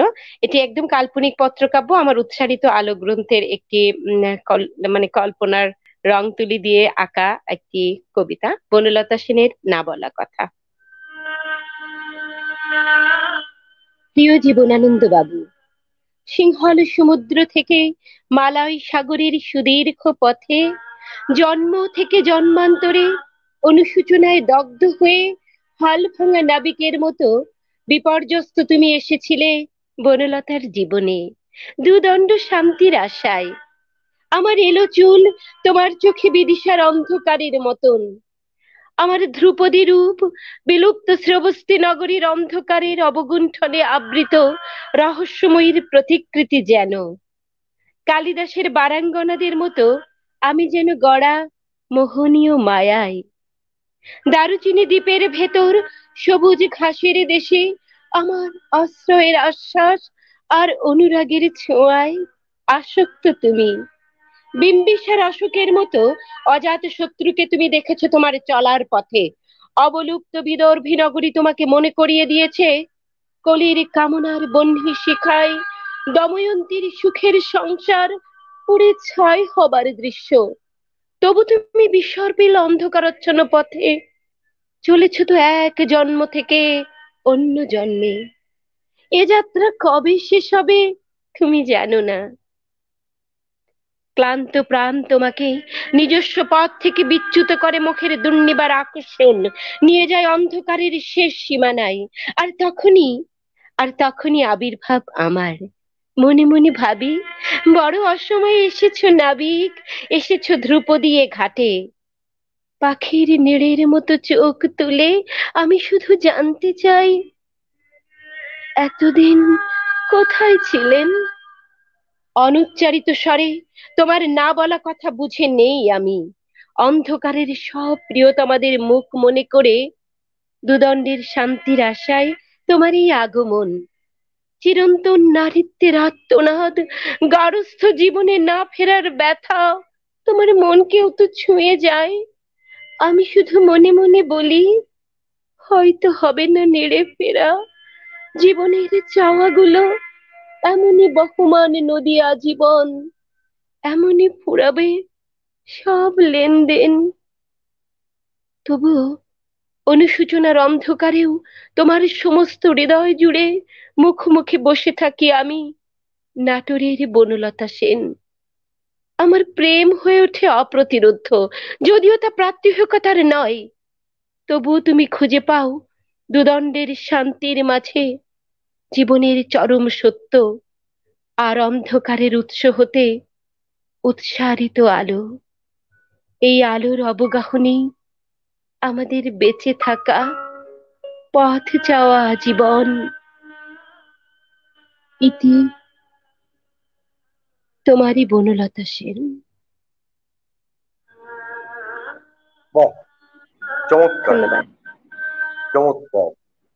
পাখির নীড়ের মতো চোখ তুলে নাটোরের বনলতা সেন, সেই বনলতা সেনকে নিয়ে একটা কাল্পনিক পত্রকাব্য শিমুল লিখেছেন, অসাধারণ নির্মাণ। আমরা চলে যাচ্ছি সরাসরি রঞ্জনা সেনগুপ্তর কাছে। রঞ্জনা দি, রঞ্জনা সেনগুপ্ত। হ্যাঁ, আমি কতক্ষণ আর আছে আর জানলে ভালো হতো। আর যাই আধ হোক, ঘন্টা আছে। আচ্ছা আচ্ছা, আমি নীরেন্দ্রনাথ চক্রবর্তীর আমার খুব এই মুহূর্তে মনে হয়েছে খুব প্রিয় একটি কবিতা, আমার ভালো লাগে। দেশ দেখাচ্ছ অন্ধকারে, দেশ দেখাচ্ছ অন্ধকারে, এই যে নদী, ওই অরণ্য, ওইটে পাহাড় এবং ওইটে মরুভূমি, দেশ দেখাচ্ছ অন্ধকারের মধ্যে তুমি বার করেছ নতুন খেলা। শহরগঞ্জ ক্ষেত খামারে ঘুমিয়ে আছে দেশটা যখন, রাত্রিবেলা খুলেছ মানচিত্রখানি। এইখানে ধান, চায়ের বাগান এবং দূরে ওইখানেতে কাপাস তুলো কফি তামাক। দম লাগানো কলের মতো হাজার কথা শুনিয়ে যাচ্ছ। গুরুমশাই, অন্ধকারের মধ্যে তুমি দেশ দেখাচ্ছ। আমরা কিন্তু দেশ দেখি না অন্ধকারে। নৈশ বিদ্যালয়ের থেকে চুপি চুপি পালিয়ে আসি জলের ধারে, ঘাসের পরে চিত হয়ে শুই, আকাশে নক্ষত্র গুনি, ছলাৎ ছলাৎ ঢেউয়ের টানা শব্দ শুনি। মাথার মধ্যে পাক খেয়ে যায় টুকরো টুকরো হাজার ছবি। উঠোন জুড়ে আলপনা, আলপথের পাশে হিজল গাছে সবুজ গোটা, পুণ্যিপুকুর মাঘমণ্ডল, টিনের চালে হিমের ফোঁটা। একটু একটু বাতাস দিচ্ছে, বাতাস আনছে ফুলের গন্ধ। তার মানে তো আর কিছু নয়, ছোটবেলার শিউলি গাছে এই আঁধারেও ফুলের দারুণ সমারোহ। গুরুমশাই, অন্ধকারের মধ্যে তুমি দেশ দেখাচ্ছ। মাথার মধ্যে পাক খেয়ে যায় টুকরো টুকরো হাজার ছবি। মাথার মধ্যে স্মৃতির নানা, স্মৃতির মধ্যে অজস্র ফুল, তার সুবাসেই দেশকে পাচ্ছি বুকের কাছে। এই বাহ, বাহ। আমরা আরেকবার চলে আসবো শিমুল পারভিনের কাছে। শিমুল পারভিন, আপনার আরেকটি নিবেদন। শিমুল পারভিন, আপনার আরেকটি নিবেদন। আচ্ছা, অসংখ্য ধন্যবাদ। আমি তো ভাবছিলাম নির্মলেন্দু দাদা পড়বেন, সেই জন্য একটুখানি জিরিয়ে নিচ্ছিলাম। ঠিক আছে, তাহলে আমি চলে যাচ্ছি সোমনাথ সরকারের একটি কবিতায়। সেটির সাথে একটু কোলাজ করে আমি আমার মুখোশ দুটো মিলিয়ে আমি একটুখানি পড়বো। সোমনাথ সরকারের কবিতাটির নাম ক্যাডা বানাইবো রাজহংসের মুখ, আর আমার কবিতাটি মুখোশ। দুটো একই ফ্লেভারের, একই রকম কবিতা, সেই জন্য আমি দুটো মিলিয়ে পড়ছি পর পর করে। হ্যাঁ, মুখোশ নেবে, মুখোশ, যাত্রা দলের মুখোশ, রংমহলের মুখোশ, বিবেকবানদের মুখোশ। মুখোশ নেবে, মুখোশ। আমার যে একটাও মুখোশ নেই, আমি যা, আমি তাই, আমি আমারই মতন। তবে কারা যেন সঙ্গোপনে আয়নায় প্রতিফলিত অবয়বের মধ্যে দ্য ড্রামার ছবির মানুষগুলোর মতোই বেসামাল হাত পা ছুড়ে নিঃশব্দে নাচে। প্রমোদ উন্মত্ত প্রমত্ততায় শব্দহীন অথচ বিকৃত গান গেয়ে বলে যায়, মানুষ তোমার মুখোশ কোথায়? মুখোশ নেবে? মুখোশ? রুক্ষ প্রান্তরের সাপেরই মতো যদি সহজেই খোলসটা ছেড়ে যেতে পারতাম, খোলস খুলে নতুন ভাবে জেগে উঠতাম, তবে দংশনে দংশনে বিষ ঢেলে দিতাম ঘুণে ধরা বিবেকের দরজায়। মুখোশ পরে বদলে দিতাম মেমন্টারি পোজ, আর ফ্রিজ শটের মতো আটকে যেতাম চিরদিনের মতো। মহত্বের মিথ্যে বোধকে অভিশপ্ত মানুষের মধ্যে বয়ে বেড়াতে হতো না আর। নিজে তার নিচে থেতলে গিয়ে আত্মবঞ্চনার মুখোশ খুলে সত্যি একটা মুখোশ চাইতাম এবার। বলতে হতো না আর, মুখোশ নেবে? মুখোশ? মুখোশ নেবে? ডাল সেদ্ধ করা জল চাই, ডাল সেদ্ধ করা জল। জল নেবেন মা? হরেক মাল পাইবেন, হরেক মাল। গলির মুখ বেরোনোর আগেই চেঁচিয়ে উঠল ছোট্ট শিশু, ও হরেক মাল, ও ফেরিওয়ালা, ও ফেরিওয়ালা, ফেরিওয়ালা। মাথা থেকে ঝাঁকিটা নামাতে নামাতে জিজ্ঞেস করে, কি নেবা খোকা? জলের মগ, কাপড় কাচার বাক্স, মশলার কৌটা, বান্দরের মুখোশ, কি দিমু তোমারে? কি নিবা? তোমার কাছে রাজহংসের মুখ আছে? খুব আস্তে আস্তে বলে শিশু। কি কইলা? হাসির মুখ? ফিরা কও দেহি। হাসির মুখ না, রাজহংসের মুখ। আছে? আছে তোমার কাছে? এটা কি কইলা খোকা? মানুষের পোলাপান হইয়া রাক্ষসীর মুখ কিনবার চাই, বান্দরের মুখ কিনবার চাই, আর তুমি কিনা রাজহংসের মুখ কিনবার চাও? কেন? কেন? রাজহংসের মুখোশ পইরা দেবস্থানের পুকুরে দিঘিতে জল শিক্ষা শুধু দুধ খাইবার চাও নাকি? ছুরিটা মাথায় তুলতে তুলতে আবার বলে, এদেশে দুধ আর জল আলাদা কইরা খাইবার নিয়ম নাই, বুঝছো? এদেশে এসব নিয়ম নাই। কেডা বানাইবো? কেডা? কেডাই রাজহংসের মুখোশ বানাইবো? ঝুড়িটা মাথায় নিয়ে আবার সুর করে, হরেক রকম মাল পাইবেন, হরেক রকম মাল। রাজহংসের মুখোশ ছাড়া সব পাইবেন, রাজহংসের মুখোশ ছাড়া সব পাইবেন।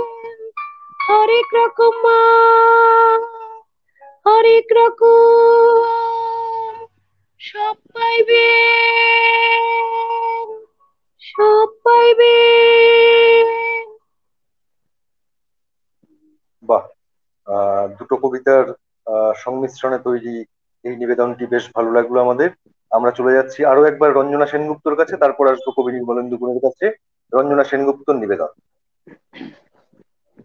আমার খুব প্রিয় একটি কবিতা শোনাই, সুভাষ মুখোপাধ্যায়ের, এবং তার সাথে আমি চেষ্টা, খুব ছোট্ট দুটি কবিতা, এবং অবশ্যই লোভ সামলাতে পারছি না, নির্মলেন্দু গুণের একটি ছোট্ট কবিতা প্রথম শোনাই, তারপর সুভাষ মুখোপাধ্যায়ের একটি ছোট্ট কবিতা শোনাবো।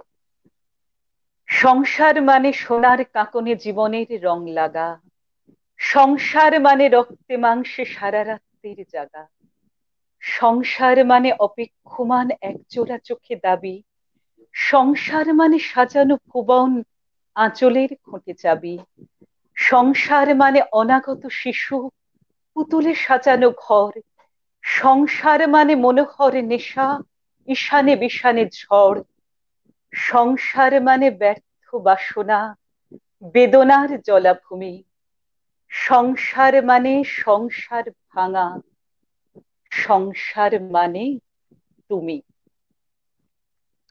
তোমাকে বলিনি, সুভাষ মুখোপাধ্যায়। আকাশের তুলকালা মেঘে যেন বাজি ফোটানোর আওয়াজে কাল তোমার জন্মদিন গেল, ঘরে বৃষ্টির ছাঁট এলেও জানলাগুলো বন্ধ করিনি, আলো নেভানো অন্ধকারে থেকে থেকে ঝিলিক দেওয়া বিদ্যুতে আমি দেখতে পাচ্ছিলাম তোমার মুখ। কাল কেন আমি ঘুমোতে পারিনি তোমাকে বলিনি। আমার ফেলে দেওয়া লেখার কাগজটা নিয়ে শয়তান বেড়ালটা কাল সারা রাত খেলেছে, তোমাকে বলিনি। দজ্জাল ঘড়িটা একদিন আমাকে বাজিয়ে দেখে নেবে বলে টিক টিক শব্দে শাসিয়েছে, তোমাকে বলিনি। মাটিতে মিশে যাবার পর আমরা দুজনে কেউই কাউকে চিনব না। আর দেখো, তোমাকে বলাই হয়নি এবারে রথের মেলায় কি কি কিনবো।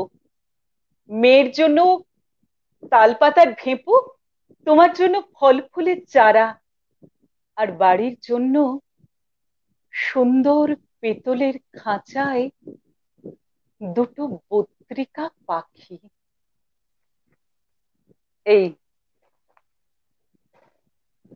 বাহ, অসাধারণ নিবেদন, খুব সুন্দর। আহ আপনার বাছাই। হ্যাঁ, সত্যি কথা, নির্মলেন্দু আপনি গুণ মানে এই মানুষের সামনে এই বিখ্যাত কবিতা সংসার মানে সোনার কাকনে জীবনের রং লাগা, এ কবিতা আমরা এতবার উচ্চারণ করেছি, আপনি কি শুনতে পাচ্ছেন? মুখোপাধ্যায়। হ্যাঁ, আপনি শুনতে ওই পাচ্ছেন? আমি আপনার এই কবিতাটি তো আমরা এখানে বহু বলি, তাই আপনার সামনে বলার লোভ সামলাতে পারলাম না। ভীষণ ভালো লাগার কবিতা। না না, সংসার ভালো মানে ভালো সোনার করেছো, কাকনে জীবনের রং ভালো লাগা, করেছো, ভালো সংসার মানে রক্ত মাংসে সারা রাত্রির জাগা। এবং হ্যাঁ, আপনার কবিতাগুলি পড়তে পড়তে মনে হয় মানে আপনার মধ্যে অসম্ভব একটি প্রেমিক মন আছে, একটি ভালোবাসার মানুষ আপনি, সেটি খুব বুঝতে পারি আপনার হ্যাঁ, সম্ভাবনা সম্ভাবনাময়, সম্ভাবনাময় কবি, প্রতিশ্রুতিশীল, সম্ভাবনাময় হ্যাঁ, কবি। আচ্ছা শোনো, এখন এখন তো আমি জীবনের শেষ শেষ প্রান্তে। আহ, শেষ প্রান্তে করোনা, নন।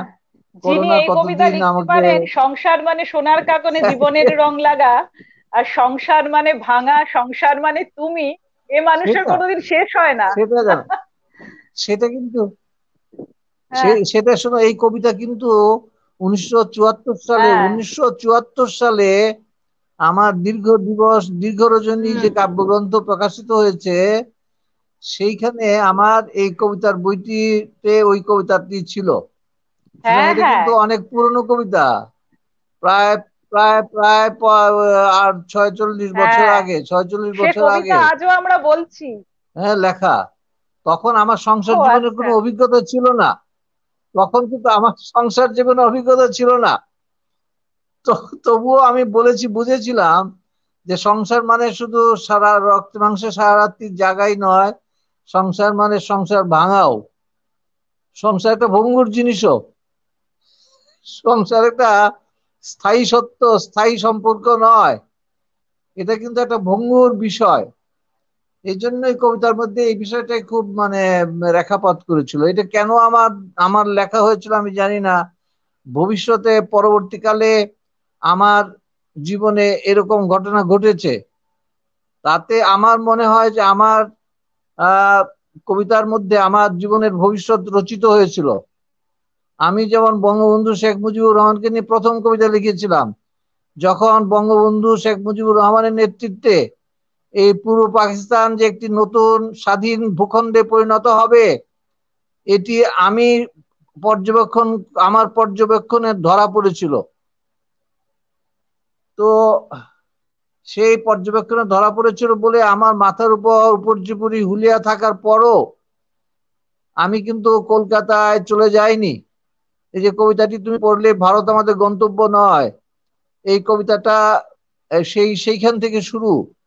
আমাদের পার্টিশন থেকে, ভারত ভাগ হওয়ার পর থেকে, বিশেষ করে বাংলা ভাগ হওয়ার ফলে আমার অধিকাংশ আত্মীয়, আমার একটা বই কয়েকদিন আগে বেরোলো, সেই বইটি আমি উৎসর্গ করেছি আমার বড় ভাই, আমার বড় দাদা পূর্ণেন্দু গুণ চৌধুরী, আমার বড় দিদি রূপালী দত্ত, আমার ছোট বোন সোনালী গুহ ঠাকুরতা।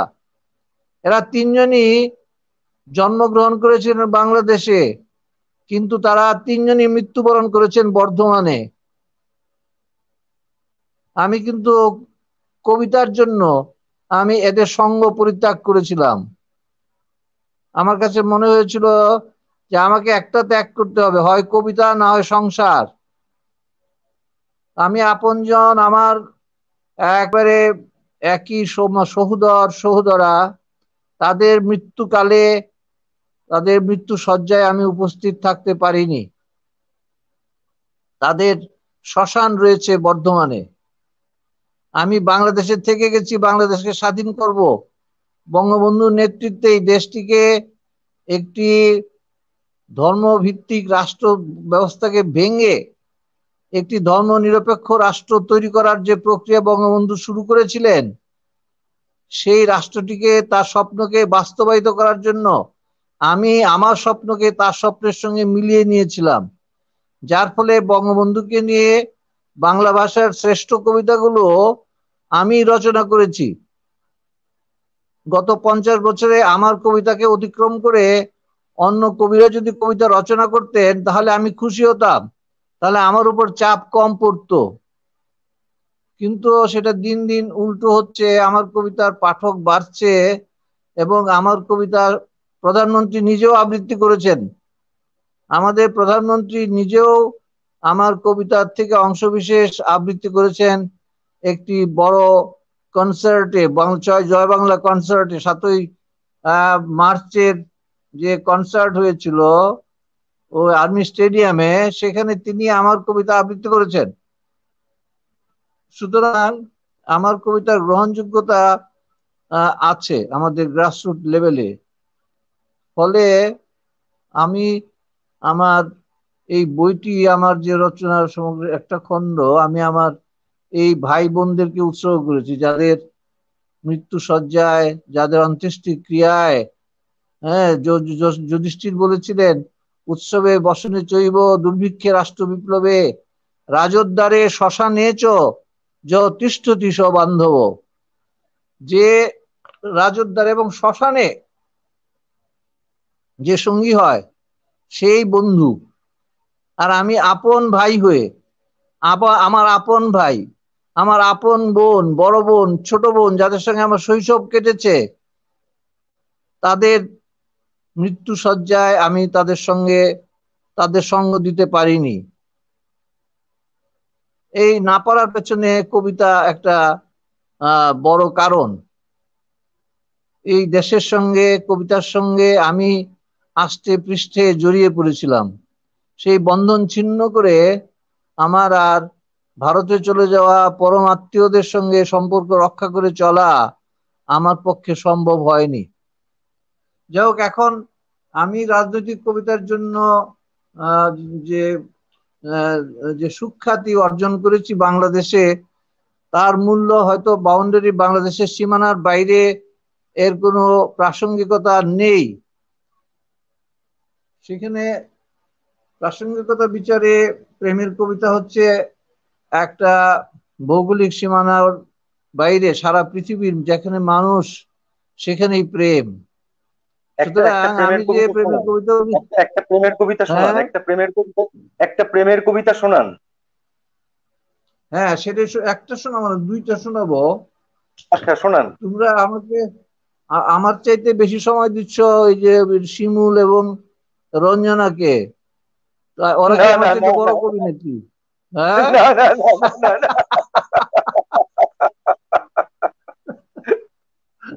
আচ্ছা আমি পড়ি।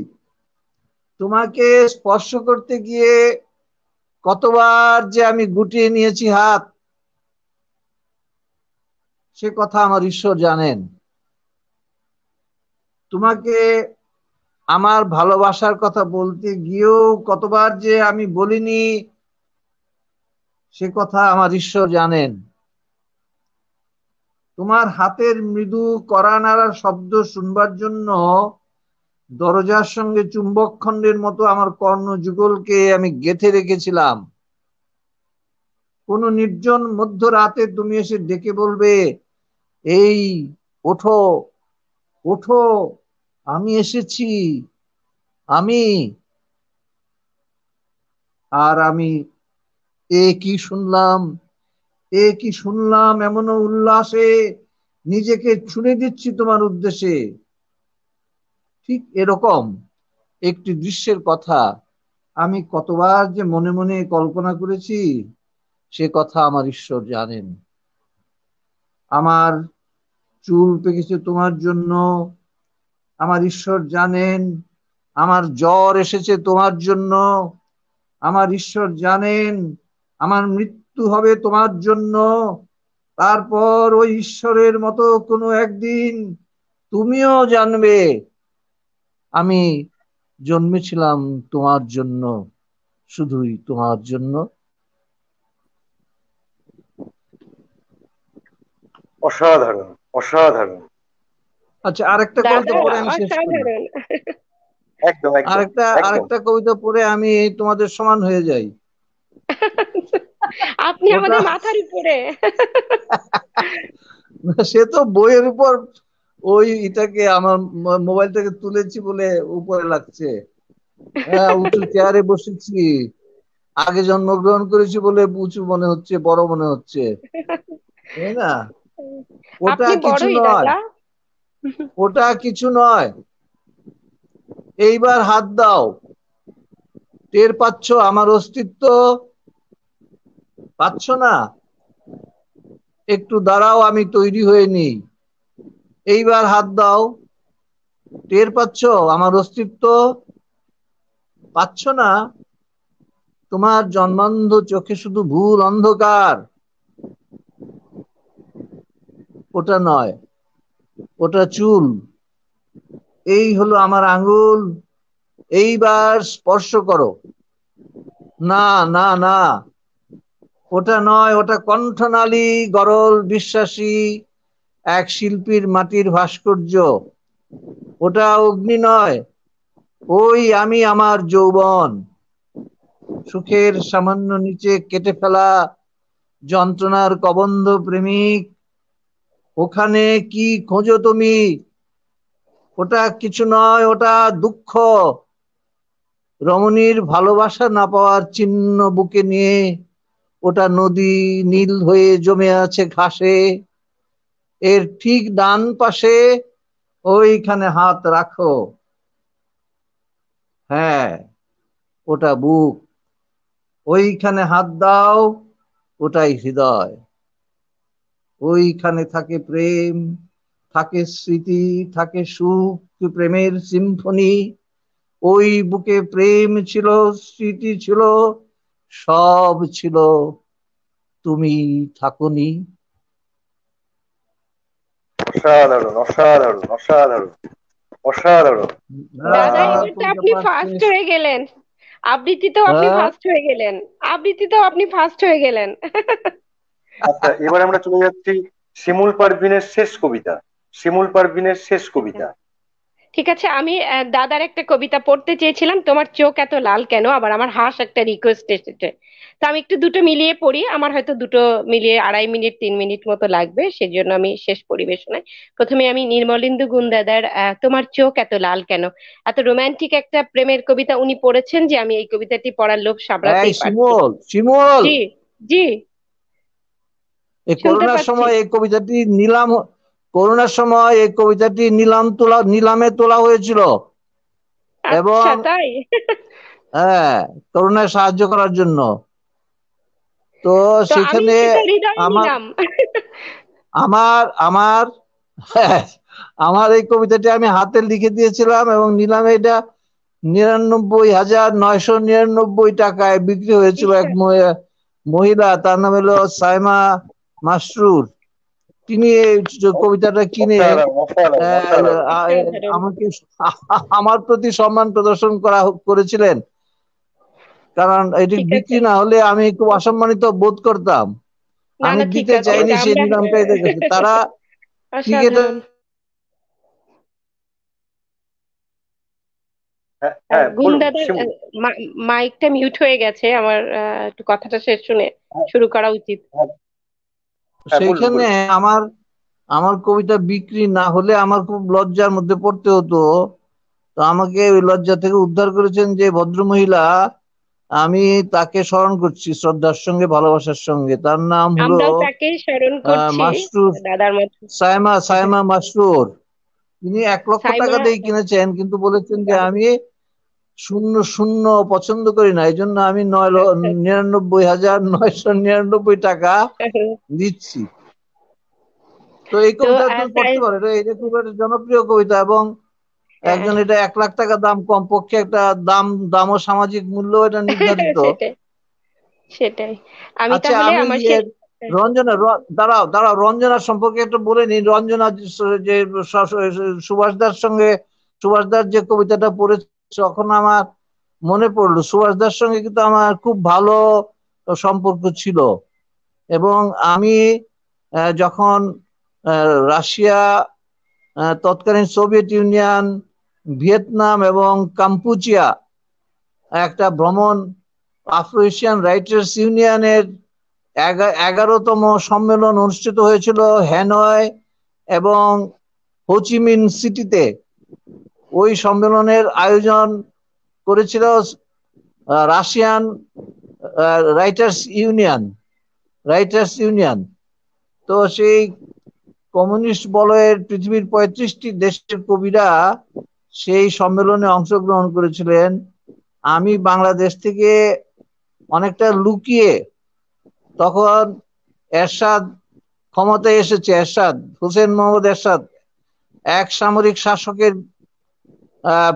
পরিবর্তে আরেক সামরিক শাসক এসে আমাদের রাষ্ট্র ক্ষমতা দখল করেছে। ওই সময়টায় এই সোভিয়েত ইউনিয়ন, ভিয়েতনাম এই ভ্রমণের জন্য অনেকে সাহস পাচ্ছিল না, যে এয়ারপোর্টে একবার কিউবাতে জিয়াউর রহমানের সময় কিউবাতে একটা ইয়থ ফেস্টিভ্যালে যেতে গিয়ে আমরা এয়ারপোর্ট থেকে বাধাগ্রস্ত হয়ে ফিরে এসেছিলাম। ফলে 1982 সালে যখন এই আমন্ত্রণটি আসলো আফ্রো এশিয়ান রাইটার্স ইউনিয়নের পক্ষ থেকে, সেই আমন্ত্রণ গ্রহণে আগ্রহী এবং উপযুক্ত ব্যক্তি না পেয়ে এই আমন্ত্রণ পত্রটি সুযোগটি আমাকে দেওয়া হয়েছিল, এবং আমি সেই সুযোগটি গ্রহণ করেছিলাম। ফলে ওই সুভাষ মুখোপাধ্যায়ের সঙ্গে, তিনি ভারতের প্রতিনিধিত্ব করেছিলেন, ফলে মস্কো গিয়ে সুভাষদার সঙ্গে যে আমার দেখা হয়েছিল, তারপর 1 মাস সময় আমরা একসঙ্গে থেকেছি ভিয়েতনামে, কাম্পুচিয়া এবং মস্কোতে।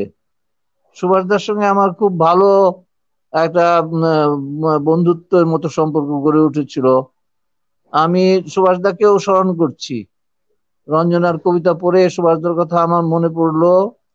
কলকাতাতে 71 সালে আমি যখন ছিলাম শরণার্থী হয়ে, তখন কলকাতার যেসব লেখকদের সান্নিধ্য এবং স্নেহ, প্রীতি, ভালোবাসা আমি পেয়েছিলাম, তাদের মধ্যে শক্তি চট্টোপাধ্যায়, সুনীল গঙ্গোপাধ্যায়, অমিতাভ দাশগুপ্ত, অমিতাভ দাশগুপ্ত, তারপর উত্তম দাস, সমরেন্দ্র সেনগুপ্ত, সাগরময় ঘোষ, আহ অনেকের সঙ্গেই আমার সম্পর্ক গড়ে উঠেছিল। তারা আমাকে নানাভাবে সাহায্যও করেছিলেন। আমি আকাশবাণীতে একটা চাকরিও পেয়েছিলাম কিছুদিনের জন্য। সেখানে ডক্টর অনির্বরণ গঙ্গোপাধ্যায় ছিলেন বেতার জগতের সম্পাদক, এবং সরল গুহ ছিলেন পূর্বাঞ্চলীয় শ্রোতাদের জন্য প্রচারিত একটা রেডিও স্টেশনের পরিচালক। তিনি আমাকে একটা অনুষ্ঠান দিয়েছিলেন, যে অনুষ্ঠান নাম ছিল জবাব দাও। সেখানে আমি কথিকা প্রচার করতাম, স্বাধীন বাংলা বেতার কেন্দ্রের সঙ্গেও যুক্ত ছিলাম, আবার আকাশবাণীতেও আমি অনুষ্ঠান করেছি। আমি তাদের সবাইকে, যারা আমাকে সাহায্যের হাত প্রসারিত করেছিলেন, সেই সব কবিদের, আবৃত্তিকারদের মধ্যে প্রদীপ ঘোষ, পার্থ ঘোষ, গৌরী ঘোষ, এদের সঙ্গ পেয়েছিলাম। দেবদুলাল বন্দ্যোপাধ্যায়, আহ এবং এবং পরবর্তীকালে আমার সঙ্গে পরিচয় হয়েছিল আহ নিবেদিতা নাগ তহবিলদার। সে ময়মনসিংহের নেত্রকোনা একটা অনুষ্ঠানে এসেছিল বিশ্বভারতীর উপাচার্যের সঙ্গে। তো তিনিও আমার কবিতা পড়েন। কিছুদিন আগে আমার একটা কবিতা রত্না বিশ্বাস চমৎকার আবৃত্তি করেছেন, মৌমাছির মুক্তিযুদ্ধ, এই কবিতাটি আবৃত্তি করে পাঠিয়েছেন। তো এরকম আমি যেহেতু এটা অনুষ্ঠানের মূল উপস্থাপক আহ, আহ, সুদীপ অনুপ অনুপ অনুপ অনুকুশল। কুশল। হ্যাঁ হ্যাঁ, আচ্ছা। কুশল কুশল কুশল কি মানে শব্দ মাত্র, নাকি কুশল একটি উপাধি হিসেবে ব্যবহৃত হয়? ওর নিজের কুশল দেওয়া একটি নাম। নাম। কুশল নিজের একটি নাম। হ্যাঁ, দেওয়া নিজের কুশল দেওয়া একটি নাম। নাম। হ্যাঁ, সেটা আলাদাভাবে আলাদাভাবে মানে অনুপ একটি নাম, কুশল একটি নাম।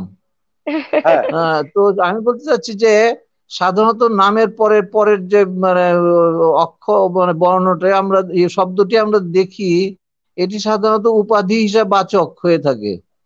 তো সেই হেতু আমাদের দেশেও যেমন গুণ শব্দটি খুব বেশি প্রচলিত শব্দ, পরিচিত শব্দ নয়।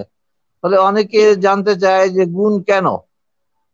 যেমন গিন্সবার্গের সঙ্গে আমার যখন দেখা হয়েছিল আমেরিকায়, তিনি আমাকে জিজ্ঞেস করেছেন গুণ ইংরেজিতে হচ্ছে খারাপ প্রকৃতির মানুষ, দুর্ধর্ষ প্রকৃতির মানুষ। হ্যাঁ, অসভ্য, অসভ্য, গুন্ডা, বদমাস, এদেরকে গুণ বলা হয়। তো তোমার তোমার how do spell your name, how do spell your name? I said Kushal. I spell my name as Nirmalendu and GOON.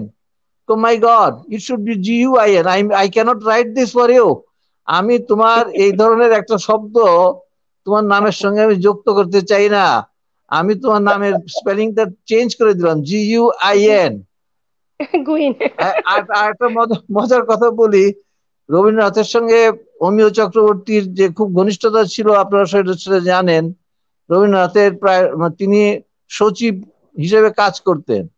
আমেরিকায় যখন গিয়েছিলেন তিনি ইউলিসিসের লেখক জেমস জয়েসের সঙ্গে দেখা করেছিলেন ইয়ে অমিয় চক্রবর্তী। তখন অমিয় চক্রবর্তীকে জেমস জয়েস জিজ্ঞেস করেছিলেন, তোমার what is the meaning of your name, তোমার নামের অর্থ কি? তখন অমিয় চক্রবর্তী তার নামের অর্থ যখন বুঝিয়ে দিলেন, তখন জেমস জয়েস সেটা নোট ডাউন করলেন। নোট করে তারপরে তিনি তার নাম, okay, I I change your name into English. সেটা কি? সেটা হলো অ্যামব্রোস হুইল টার্নার। অ্যামব্রোস হচ্ছে অমিয়, আর চক্রবর্তী মানে হুইল টার্নার, যে হুইল চাকাকে ঘোরায়, চক্রাবর্তন, হুইল টার্নার। সেই জন্য আমার কাছে একটু কৌতূহল বশত আমি জিজ্ঞেস করলাম যে কুশল। কুশল, হ্যাঁ, ঠিক আছে। আচ্ছা, তাহলে কি আমি এবার এবার শুরু আমরা করবো? শিমুল পারভিন। হ্যাঁ, শিমুল পারভিন। ঠিক আছে, আমি প্রথমে নির্মলেন্দু গুণ আমার সামনে আছেন, পাশে আছেন, তার তোমার চোখ এত লাল কেন পড়ে হাসটা দিয়ে আমি শেষ করব। দুটো কবিতা আমি পাশাপাশি পড়ছি। আমি বলছি না ভালোবাসতেই হবে, আমি চাই কেউ একজন আমার জন্য অপেক্ষা করুক, শুধু ঘরের ভিতর থেকে দরজা খুলে দেবার জন্য। বাইরে থেকে দরজা খুলতে খুলতে আমি এখন ক্লান্ত। আমি বলছি না ভালোবাসতেই হবে, আমি চাই কেউ আমাকে খেতে দিক, আমি হাত পাখা নিয়ে কাউকে আমার পাশে বসে থাকতে বলছি না। আমি জানি এই ইলেকট্রিকের যুগ নারীকে মুক্তি দিয়েছে স্বামী সেবার দায় থেকে। আমি চাই কেউ একজন আমাকে জিজ্ঞেস করুক আমার জল লাগবে কিনা, নুন লাগবে কিনা, পাট শাক ভাজার সঙ্গে আরো একটা তেলে ভাজা শুকনো মরিচ লাগবে কিনা। হেঁটো বাসন, গেঞ্জি, রুমাল আমি নিজেই ধুতে পারি। আমি বলছি না ভালোবাসতেই হবে, আমি চাই কেউ একজন ভিতর থেকে আমার ঘরের দরজা খুলে দিক, কেউ আমাকে কিছু খেতে বলুক, কাম বাসনার সঙ্গী না হোক, কেউ অন্তত আমাকে জিজ্ঞেস করুক তোমার চোখ এত লাল কেন। আগের জন্মে মনে আছে ছিলাম যুগল পাখি, এ জন্মেও তোমায় আমি তেমন করেই ডাকি। তুমি ছিলে ভালোবাসার সোনালি রাঙার চিল, খুঁজে বেড়াই তাই তো তোমায় নদী খাল বিল। তুমি জানতে না বুঝি আসলে স্নিগ্ধতা হলো একটি বর্ষাকাল, কেউ বলেনি তোমাকে সে এমনই এক বর্ষাকাল যে নিজে ইচ্ছে মতো সারা বছর ভেসে বেড়াতে পারে, ভেসে বেড়ায় আকাশে। আজ এখানে বৃষ্টি হলো খানিক, তো কাল ওখানে বাদলা। সেই সঙ্গে থেকে থেকেই ঝোড়ো হাওয়া আর ঘূর্ণি বাতাস তো আছেই। আমি চোখ বন্ধ করলেই দেখতে পাই, যেই বৃষ্টি শুরু হলো অমনি বাচ্চারা সব হাত ছাড়িয়ে ছুট লাগালো মাঠে, ঘাটে আর মাটির দেওয়াল ও টিউবকলের সামনে দাঁড়িয়ে গায়ের বউরা খাল থেকে বিল থেকে তাদের হাঁসগুলোকে ডাকতে লাগলো, চই চই, চই চই, চই চই। আজ থেকে প্রায় 1 শতাব্দী আগের বাংলায় তোমার এক বাল্য সখী তোমাকে চই চই বলে ডাকতো আর খ্যাপাতো। তোমার মনে পড়ছে কি? আজ এই জন্মে তুমি শীতের দেশের হাঁস, কোন সরোবর থেকে কোথায়, কোন সরোবরে সাঁতার কাটতে যাও, সমুদ্রের পর সমুদ্র পেরিয়ে উড়ে চলো কত দূর, দূর সব দেশে। কিন্তু এবার এ জন্মেও একজন তোমাকে তোমার সেই 100 বছর আগেকার ডাক নাম ধরে ডাকছে, একেবারে নিঃশব্দে ডাকছে, চই চই, চই চই, চই চই, চই চই। তুমি বোধহয় কিচ্ছুই শুনতে পাচ্ছ না, তাই না? তুমি শুনতে পাচ্ছ না, তুমি কিচ্ছু শুনতে পাচ্ছ না। চই চই, চই চই, চই চই। বাহ। ধন্যবাদ। আহ, তোমার চোখ এত লাল কেন আর হাঁস, এই দুটি কবিতা অসাধারণভাবে মিলিয়ে দিলেন শিমুল পারভীন তার শেষ কবিতার মধ্যে দিয়ে। আমরা চলে যাচ্ছি রঞ্জনা সেনগুপ্তর শেষ কবিতায়। অনুষ্ঠান শেষ করব আমাদের সবচেয়ে আদরণীয় মানুষ, সম্মাননীয় মানুষ, প্রিয় মানুষ, উপমহাদেশের অন্যতম শ্রেষ্ঠ কবি নির্মলেন্দু গুণের কবিতার মধ্যে দিয়ে। এখন রঞ্জনা সেনগুপ্তর কবিতা।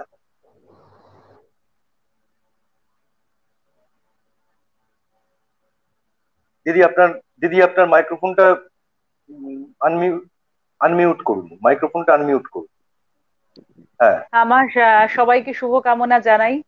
আমার ভীষণ সম্মানীয় মানুষ শ্রী নির্মলেন্দু গুণকে আমার শ্রদ্ধা, অনুপ এবং শিমুলকে আমার ভালোবাসা। জানি না কোনোদিনও আবার কবে আমাদের সবার দেখা হবে, তবু আশা রাখি নিশ্চয়ই কোনো একটি সুন্দর দিনে আবার আমরা সবাইকে বুকে জড়িয়ে ধরতে পারবো। এই চরম দুঃসময় কেটে যাক। আমি শেষ করব যার কবিতা না উচ্চারণ করলে কোনো কিছুই সম্পূর্ণ হয় না, রবি ঠাকুরের কবিতা ত্রাণ কবিতাটি দিয়ে। এ দুর্ভাগ্য দেশ হতে হে মঙ্গলময়, দূর করে দাও তুমি সর্বতুচ্ছ ভয়, লোক ভয়, রাজ ভয়, মৃত্যু ভয়ে আর দিনপ্রাণ দুর্বলের এ পাষাণ ভার, এই চিরপেশন যন্ত্রণা, ধূলিতলে এই আত্ম অবনতি, দণ্ডে পলে পলে এই আত্ম অবমান, অন্তরে বাহিরে এই দাসত্বের রজ্জু, ত্রস্ত নত শিরে সহস্রের পদপ্রান্ত তলে বারংবার মনুষ্য মর্যাদা গর্ব চির পরিহার, এই বৃহৎ লজ্জা রাশি চরণ আঘাতে চূর্ণ করি দূর করো। মঙ্গল প্রভাতে মস্তক তুলিতে দাও অনন্ত আকাশে, উদার আলোক মাঝে উন্মুক্ত বাতাসে। সবাই অপূর্ব, ভালো থাকুন, অপূর্ব। নিশ্চয়ই না আবার না, দেখা আরেকটু হবে এই আরেকটু আশা রাখি। হ্যাঁ, আরেকটু অনুষ্ঠানের বাকি আছে। আমরা আচ্ছা সবাই আচ্ছা। আরেকটু সময় হ্যাঁ হ্যাঁ, থাকবো। নিশ্চয়ই আহ নিশ্চয়ই, আমি আছি। নির্মলেন্দু গুণ, নির্মলেন্দু গুণ। এবার আমরা চলে আসছি কবি নির্মলেন্দু গুণের কাছে। স্যার আপনার মাইক্রোফোনটা আনমিউট করবেন, কবি নির্মলেন্দু গুণ। হ্যাঁ, না, হ্যাঁ হ্যাঁ, আনমিউট করবেন, আপনার মাইক্রোফোনটা একটু আনমিউট করবেন। আমি বলছি তুমি কয়টা অনুষ্ঠান করেছো? আমি 15-16টা করেছি। আমি জুমে করেছি 5টা 6টা, আর আর আর 10টার মতো করেছি স্ট্রিম ইয়ার্ডে। এই স্ট্রিম ইয়ার্ড গুলো অনেকে, আমার একটা ভুল ধারণা ছিল, মনে হচ্ছিল যে করোনা কালের আবিষ্কার, কিন্তু আমি ইন্টারনেট ঘেঁষে দেখলাম যে স্ট্রিম ইয়ার্ড আরো আগে আবিষ্কৃত হয়েছে, এবং জুম আরো আগে। জুম প্রায় এক যুগ আগের কথা, তখন থেকে জুম ব্যবহৃত হয়ে আসছে। আমরা সেটা ব্যবহার করি নাই, কিন্তু এর ব্যবহার ছিল। তো জুম এবং স্ট্রিমইয়ার্ড এই দুটো করোনা কালে আমাদেরকে ইউনাইটেড করার ক্ষেত্রে, আর্টিফিশিয়াল ভার্চুয়াল স্টুডিও তৈরি করে মত বিনিময় করার ক্ষেত্রে একটা বড় ভূমিকা পালন করেছে। যেটা যারা আবিষ্কর্তা ছিল তারা 24-25 বছরের দুজন তরুণ আমেরিকান একটা বিশ্ববিদ্যালয়ের ছাত্র। তারা নিজেদের মধ্যে চিন্তা ভাবনা, গোপন বিষয়, তথ্য ইত্যাদি আদান প্রদান করার জন্য এটা খেলার ছলে আবিষ্কার করেছিল। এবং মজার ব্যাপার হলো এদের দুজনের একজন বলেছে তার রোল মডেল হচ্ছেন মহাত্মা গান্ধী। আমি কোনো অবস্থাতে এই বিষয়টাকে মিলাতে পারলাম না, কিভাবে এই স্টিমিয়ারের আবিষ্কর্তা একজন বলছে তার রোল মডেল হচ্ছে গান্ধী। আই ডোন্ট নো, এরপর তার ব্যাখ্যা আমি বলতে পারবো না, বাট হি সেড সো। যাই হোক, রঞ্জনা বলছে আবার যখন দেখা হবে, কখন দেখা হবে, তখন কি হবে, দেখা হবে কি না। আমার সঙ্গে নিশ্চয়ই সঙ্গে দেখা একটা হবে, কবিতা, আমরা তো সেই আশাতেই আছি, বুক বেঁধে আছি। নিশ্চয়ই দেখা হবে। সেই সেই সেই সেইটাই বা সেই বিষয়ভিত্তিক কবিতায় আমি একটা পড়ছি। আবার যখনই দেখা হবে, আবার যখনই দেখা হবে, আমি প্রথম সুযোগেই বলে দেব স্ট্রেট কাট ভালোবাসি।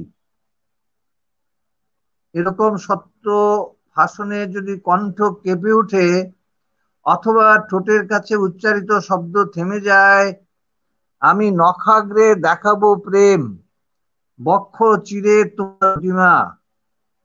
দেয়ালে টানানো কোনো প্রথাসিদ্ধ দেবী চিত্র নয়, রক্তের ফ্রেমে বাঁধা হৃদয়ের কাছে দেখবে নিজের মুখে ভালোবাসার ছায়া ফেলিয়াছে। এরকম উন্মোচনে যদি তুমি অনুরাগে মূর্ছা যেতে চাও, মূর্ছা যাবে, জাগাবো না, আমার শরীর দিয়ে কফিন বানাবো। ভালোবাসি বলে দেব স্ট্রেট কাট, আবার যখন দেখা হবে। ধন্যবাদ। আমার মনে হয় এখানে শেষ করে দাও। অসাধারণ, অসাধারণ, অসাধারণ। আমাদের একটু শেষ পর্ব একটুখানি রয়ে গিয়েছে। রঞ্জনাদি, আপনার কাছে সরাসরি প্রশ্ন যাচ্ছি। রঞ্জনাদি, আপনার কাছে সরাসরি প্রশ্ন। পাহাড় না সমুদ্র? সমুদ্র। কণিকা বন্দ্যোপাধ্যায় না সুচিত্রা মিত্র? সুচিত্রা মিত্র। স্বামী বাদে প্রিয় পুরুষ? আমার বাবা। প্রিয় প্রিয় ফুল? গন্ধরাজ। জীবিত প্রিয় কবি? জীবিত প্রিয় কবি, যে মানুষ সামনে বসে আছেন তাকে তো শ্রদ্ধা জানাই অবশ্যই, এবং অবশ্যই শ্রীজাত। প্রিয় আবৃত্তি শিল্পী?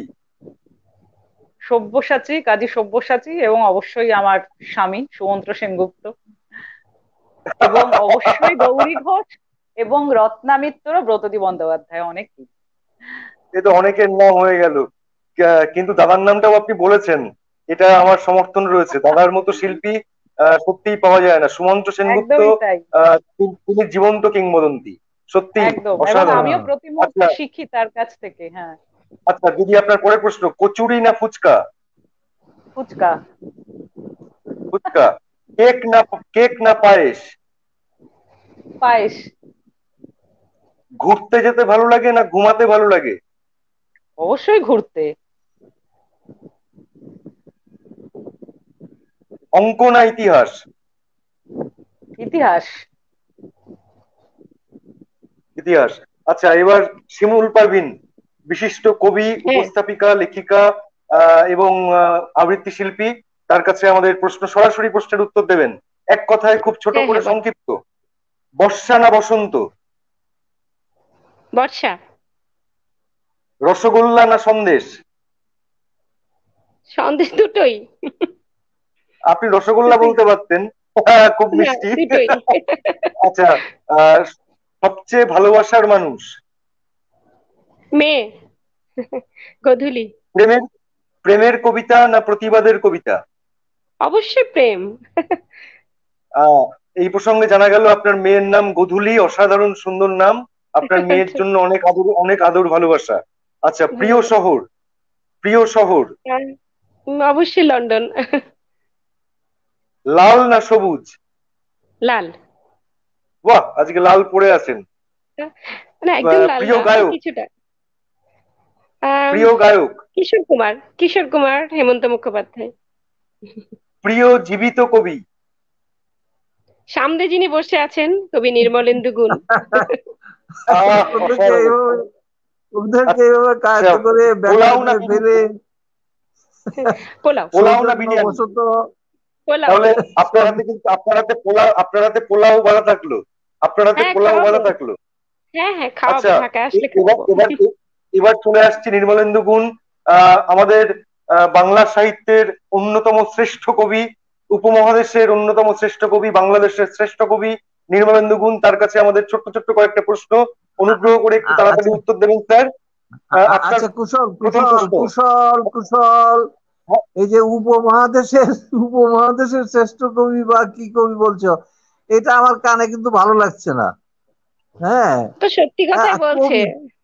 কবি কবি কবি না, না, আমি বলছি যে কবি তো এক অর্থে একটা ছোট্ট জায়গায় জন্মগ্রহণ করতে পারেন, একটা বড় দেশে জন্মগ্রহণ করতে পারেন। It doesn't make any sense, it doesn't make any difference, তাই না? একজন কবি, বাংলা ভাষার কবি, যিনি কবি তিনি তো সারা বিশ্বের এই কবি। তার তার পৃথিবীর ভাষা, অন্যতম তার শ্রেষ্ঠ কবিতাকে কবি অনুবাদ নির্মলেন্দু করা গুণ। যায়। পৃথিবীর হ্যাঁ, অন্যতম শ্রেষ্ঠ কবি নির্মলেন্দু গুণ।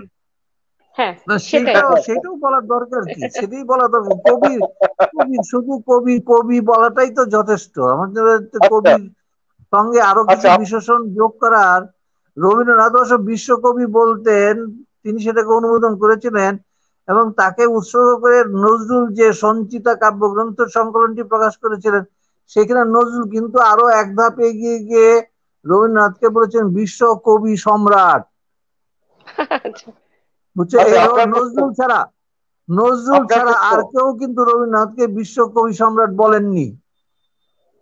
তো যা হোক, এরকম একটা ধারা রবীন্দ্রনাথ থেকে চলে আসছে। রবীন্দ্রনাথ নোবেল পুরস্কার পাওয়ার জন্য তিনি বিশ্বকবি হিসেবে একটু সঙ্গত হয়েছে তাকে বিশ্বকবি বলাটা।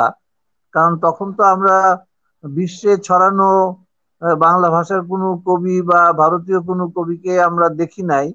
যেহেতু নোবেল পুরস্কার একটা আন্তর্জাতিক পুরস্কার, সারা বিশ্বের মানুষকে আলোড়িত করে।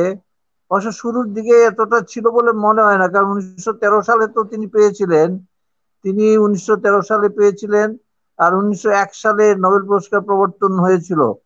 ফলে রবীন্দ্রনাথ যখন আমেরিকায় গিয়েছিলেন, তিনি কিন্তু এয়ারপোর্টে তাকে যখন বলা হলো যে তুমি যে আমেরিকাতে আসছো, তোমার ভরণ পোষণ কে করবে, তখন রবীন্দ্রনাথের ভ্রমণ সঙ্গীদের মধ্যে একজন বলেছিলেন, you don't know him, he is a Nobel laureate, he is a Nobel prize winner poet. The American Customs and Immigration people said, what is that? What is that? Nobel প্রাইজটার মানে কি? We don't know about this. What is that? আসলে তখন কিন্তু আটলান্টিকের ওই পারে American কোন কবি সাহিত্যিক তখন নোবেল পুরস্কার পান নাই। আর এই পুরস্কারের মূল্য পৃথিবীর ব্যাপী এখন প্রতি বছর বছর যেভাবে ছড়াচ্ছে, তখন কিন্তু এতটা ছড়ায়নি। কিন্তু এটা ব্রিটিশ ইন্ডিয়ান পয়েট হিসেবে রবীন্দ্রনাথ পেয়েছিলেন। তিনি ইন্ডিয়ান পয়েট না, তার যে সাইটেশন আছে নোবেল কমিটিতে, সেটার মধ্যে আছে রবীন্দ্রনাথ এ ব্রিটিশ ইন্ডিয়ান পয়েট। রবীন্দ্রনাথ বেশ। সেটা ক্ষুব্ধ হয়েছিলেন বোঝা যায়, কারণ পরবর্তীকালে আপনার তিনি যখন আমেরিকার কর্নেল ইউনিভার্সিটি ভ্রমণ করেছিলেন, ওইখানে তিনি তার ন্যাশনালিটির জায়গাটায় তিনি লিখেছিলেন বেঙ্গলি। মানে পুরস্কার পাওয়ার পর তিনি 16 সালে জাপান হয়ে আমেরিকা গেলেন, যখন এই অমিয় চক্রবর্তী ভ্রমণ সঙ্গী হয়েছিল, তখন তিনি কর্নেল ইউনিভার্সিটিতে একটা লেকচার দিয়েছিলেন। সেখানে তিনি ন্যাশনালিটির পরিচয় ইন্ডিয়ানেই লেখেন নাই, তিনি ন্যাশনালিটি বলেছেন বেঙ্গলি, বাঙালি যে একটা জাতি তার স্বীকৃতি। কিন্তু তিনি প্রার্থনা প্রত্যাশা করেছিলেন, কিন্তু তাকে ব্রিটিশ ইন্ডিয়ান পোয়েট হিসেবে উপস্থাপন করা হয়েছিল, নোবেল কমিটি সেটা করেছিল। আচ্ছা, তো আপনার প্রশ্ন আমাকে এবার। উপমহাদেশের শ্রেষ্ঠ কবি বা প্রধান কবি কোনো কিছুই আমার কাছে গ্রহণযোগ্য মনে হয় না। আমার মনে হয় কবি এই এই পরিচিতিটাই আমার জন্য, যে কোনো কবির জন্য শ্রেষ্ঠ মানে পরিচয়। কবি নির্মলেন্দু এই গুণের পরিচয়ের কাছে মধ্যে আমাদের সীমাবদ্ধ আমাদের থাকি। প্রশ্ন, আমাদের একদম শেষ পর্বে চলে এসেছি আমরা। আমাদের প্রশ্ন আপনার কাছে, আপনার পছন্দের জিনিস বলবেন। জামা না পাঞ্জাবি? জামা না হ্যাঁ, পাঞ্জাবি? কি? জামা না পাঞ্জাবি? আরে আমি তো জামা না, মানে জামা পাঞ্জাবি পড়তে ভালো পাঞ্জাবি লাগে? পরে আসছি 50 বছর ধরে, আমি পাঞ্জাবি ছাড়া আর কিছুই পরি নাই। বেশ। পরের প্রশ্ন, পাবদা মাছ না ভেটকি মাছ? না, কিছুই কিছুই পরি নাই বলতে এই নয় যে আমি পায়জামা পরি নাই। না না, বুঝতে পেরেছি আমরা। আমরা না, আচ্ছা, বুঝতে পেরেছি। পরের ভুল প্রশ্ন, বোঝার অবকাশ রাখাটা ঠিক নয়। পরের প্রশ্ন, আমার পাবদা না? বান্ধবীরা আমার বান্ধবীরা আমাকে অনেক পাঞ্জাবি উপহার দেন, কি সেটাই এক সেটাই। রহস্যজনক কারণে তারা আমাকে পায়জামা উপহার দেন না। আচ্ছা, আমি আর দিদি জেনে নিলাম, রঞ্জনা দি আর আমি নেক্সট টাইম পায়জামাই গিফট করবো। আচ্ছা, কবি নির্মলেন্দু গুণ, আপনার পরের প্রশ্ন, পাবদা হ্যাঁ, না ভেটকি? পাবদা মাছ না ভেটকি মাছ, কোনটা খেতে ভালো লাগে? পাবদাটা আমি বেশি খাই। আচ্ছা, পরের প্রশ্ন, আপনার জীবিত প্রিয় কবি? জীবিত প্রিয় কবি? কঠিন। জীবিত প্রিয় কবি এটা ঠিক বলতে পারবো না আমি, কারণ আমি খুব বেশি কবিদের লেখা পড়ি নাই, বুঝছো। আমি একটু আত্মমগ্ন টাইপের কবি। আমি আত্মনিমগ্ন, আত্মপ্রেমিক। আত্মবিভোর। হ্যাঁ, আচ্ছা, আমি আপনার আপনার আপনার পরের প্রশ্ন, আপনার প্রিয় গায়িকা? আপনার প্রিয় গায়িকা? এরকম সুনির্দিষ্ট না, আমি গান খুব বেশি শুনিও না, বুঝছো। আচ্ছা, পরের প্রশ্ন, পথের পাঁচালী না আরণ্যক? পথের পাঁচালী না পথের আরণ্যক? পাঁচালী। না, আপনার পথের শেষ পাঁচালী। আপনার শেষ প্রশ্ন, শক্তি চট্টোপাধ্যায় না সুনীল গঙ্গোপাধ্যায়? বেশি এই পছন্দ কাকে? দুজনের সঙ্গে আমার ভালো সম্পর্ক ছিল, কিন্তু কবি হিসেবে আমি মনে করি শক্তি চট্টোপাধ্যায় বড়। এবং আমার কবিতা আপনার কুঞ্জে আপনার শক্তি সাথে আমার মত চট্টোপাধ্যায় এবং মিলে গেল। আপনার সাথে আচ্ছা। আমার মত মিলে গেল। আমিও শক্তি চট্টোপাধ্যায়ের অসম্ভব ফ্যান, এবং শক্তি চট্টোপাধ্যায় যে বছর মারা যান সেই বছর থেকে আমার কবিতা লেখার হাতে খড়ি। আহ শক্তি তো শুনে গিয়ে শান্তিনিকেতনে গিয়েছিলেন, সেখানে সেখানে তো তিনি মারা যান নাকি? আজকের শক্তি অনুষ্ঠানের একদম শেষ পর্বে চলে আমার এসেছি আমরা। শোনো, এই সকলকে আমরা বিদায় অনুপ, বিদায় নেব। হ্যাঁ আচ্ছা, স্যার, বলতে হ্যাঁ দাও, স্যার, অনুপ, দাদাকে শেষ কথাটা বলতে দাও। হ্যাঁ হ্যাঁ। হ্যাঁ স্যার। শোনো, তুমি যে শক্তি চট্টোপাধ্যায়ের কথা বললা, আমার একটা বই আছে, শক্তি স্মৃতি ও অন্যান্য। শক্তি আচ্ছা চট্টোপাধ্যায়ের সঙ্গে আমার যে গভীর সম্পর্কের স্মৃতি, সেটা আমি লিখেছি আমার একটা গ্রন্থের মধ্যে। তার সঙ্গে আমার দীর্ঘ গভীর সম্পর্ক ছিল, এবং তাকে আমি খুব বড় কবি মনে করতাম বলেই তার সঙ্গে আমি সময় ব্যয় করেছি সবচেয়ে বেশি কলকাতায়। এবং শক্তিদা মরে যাওয়ার পরে কলকাতার প্রতি আমার আকর্ষণ অনেকটাই কমে গিয়েছিল।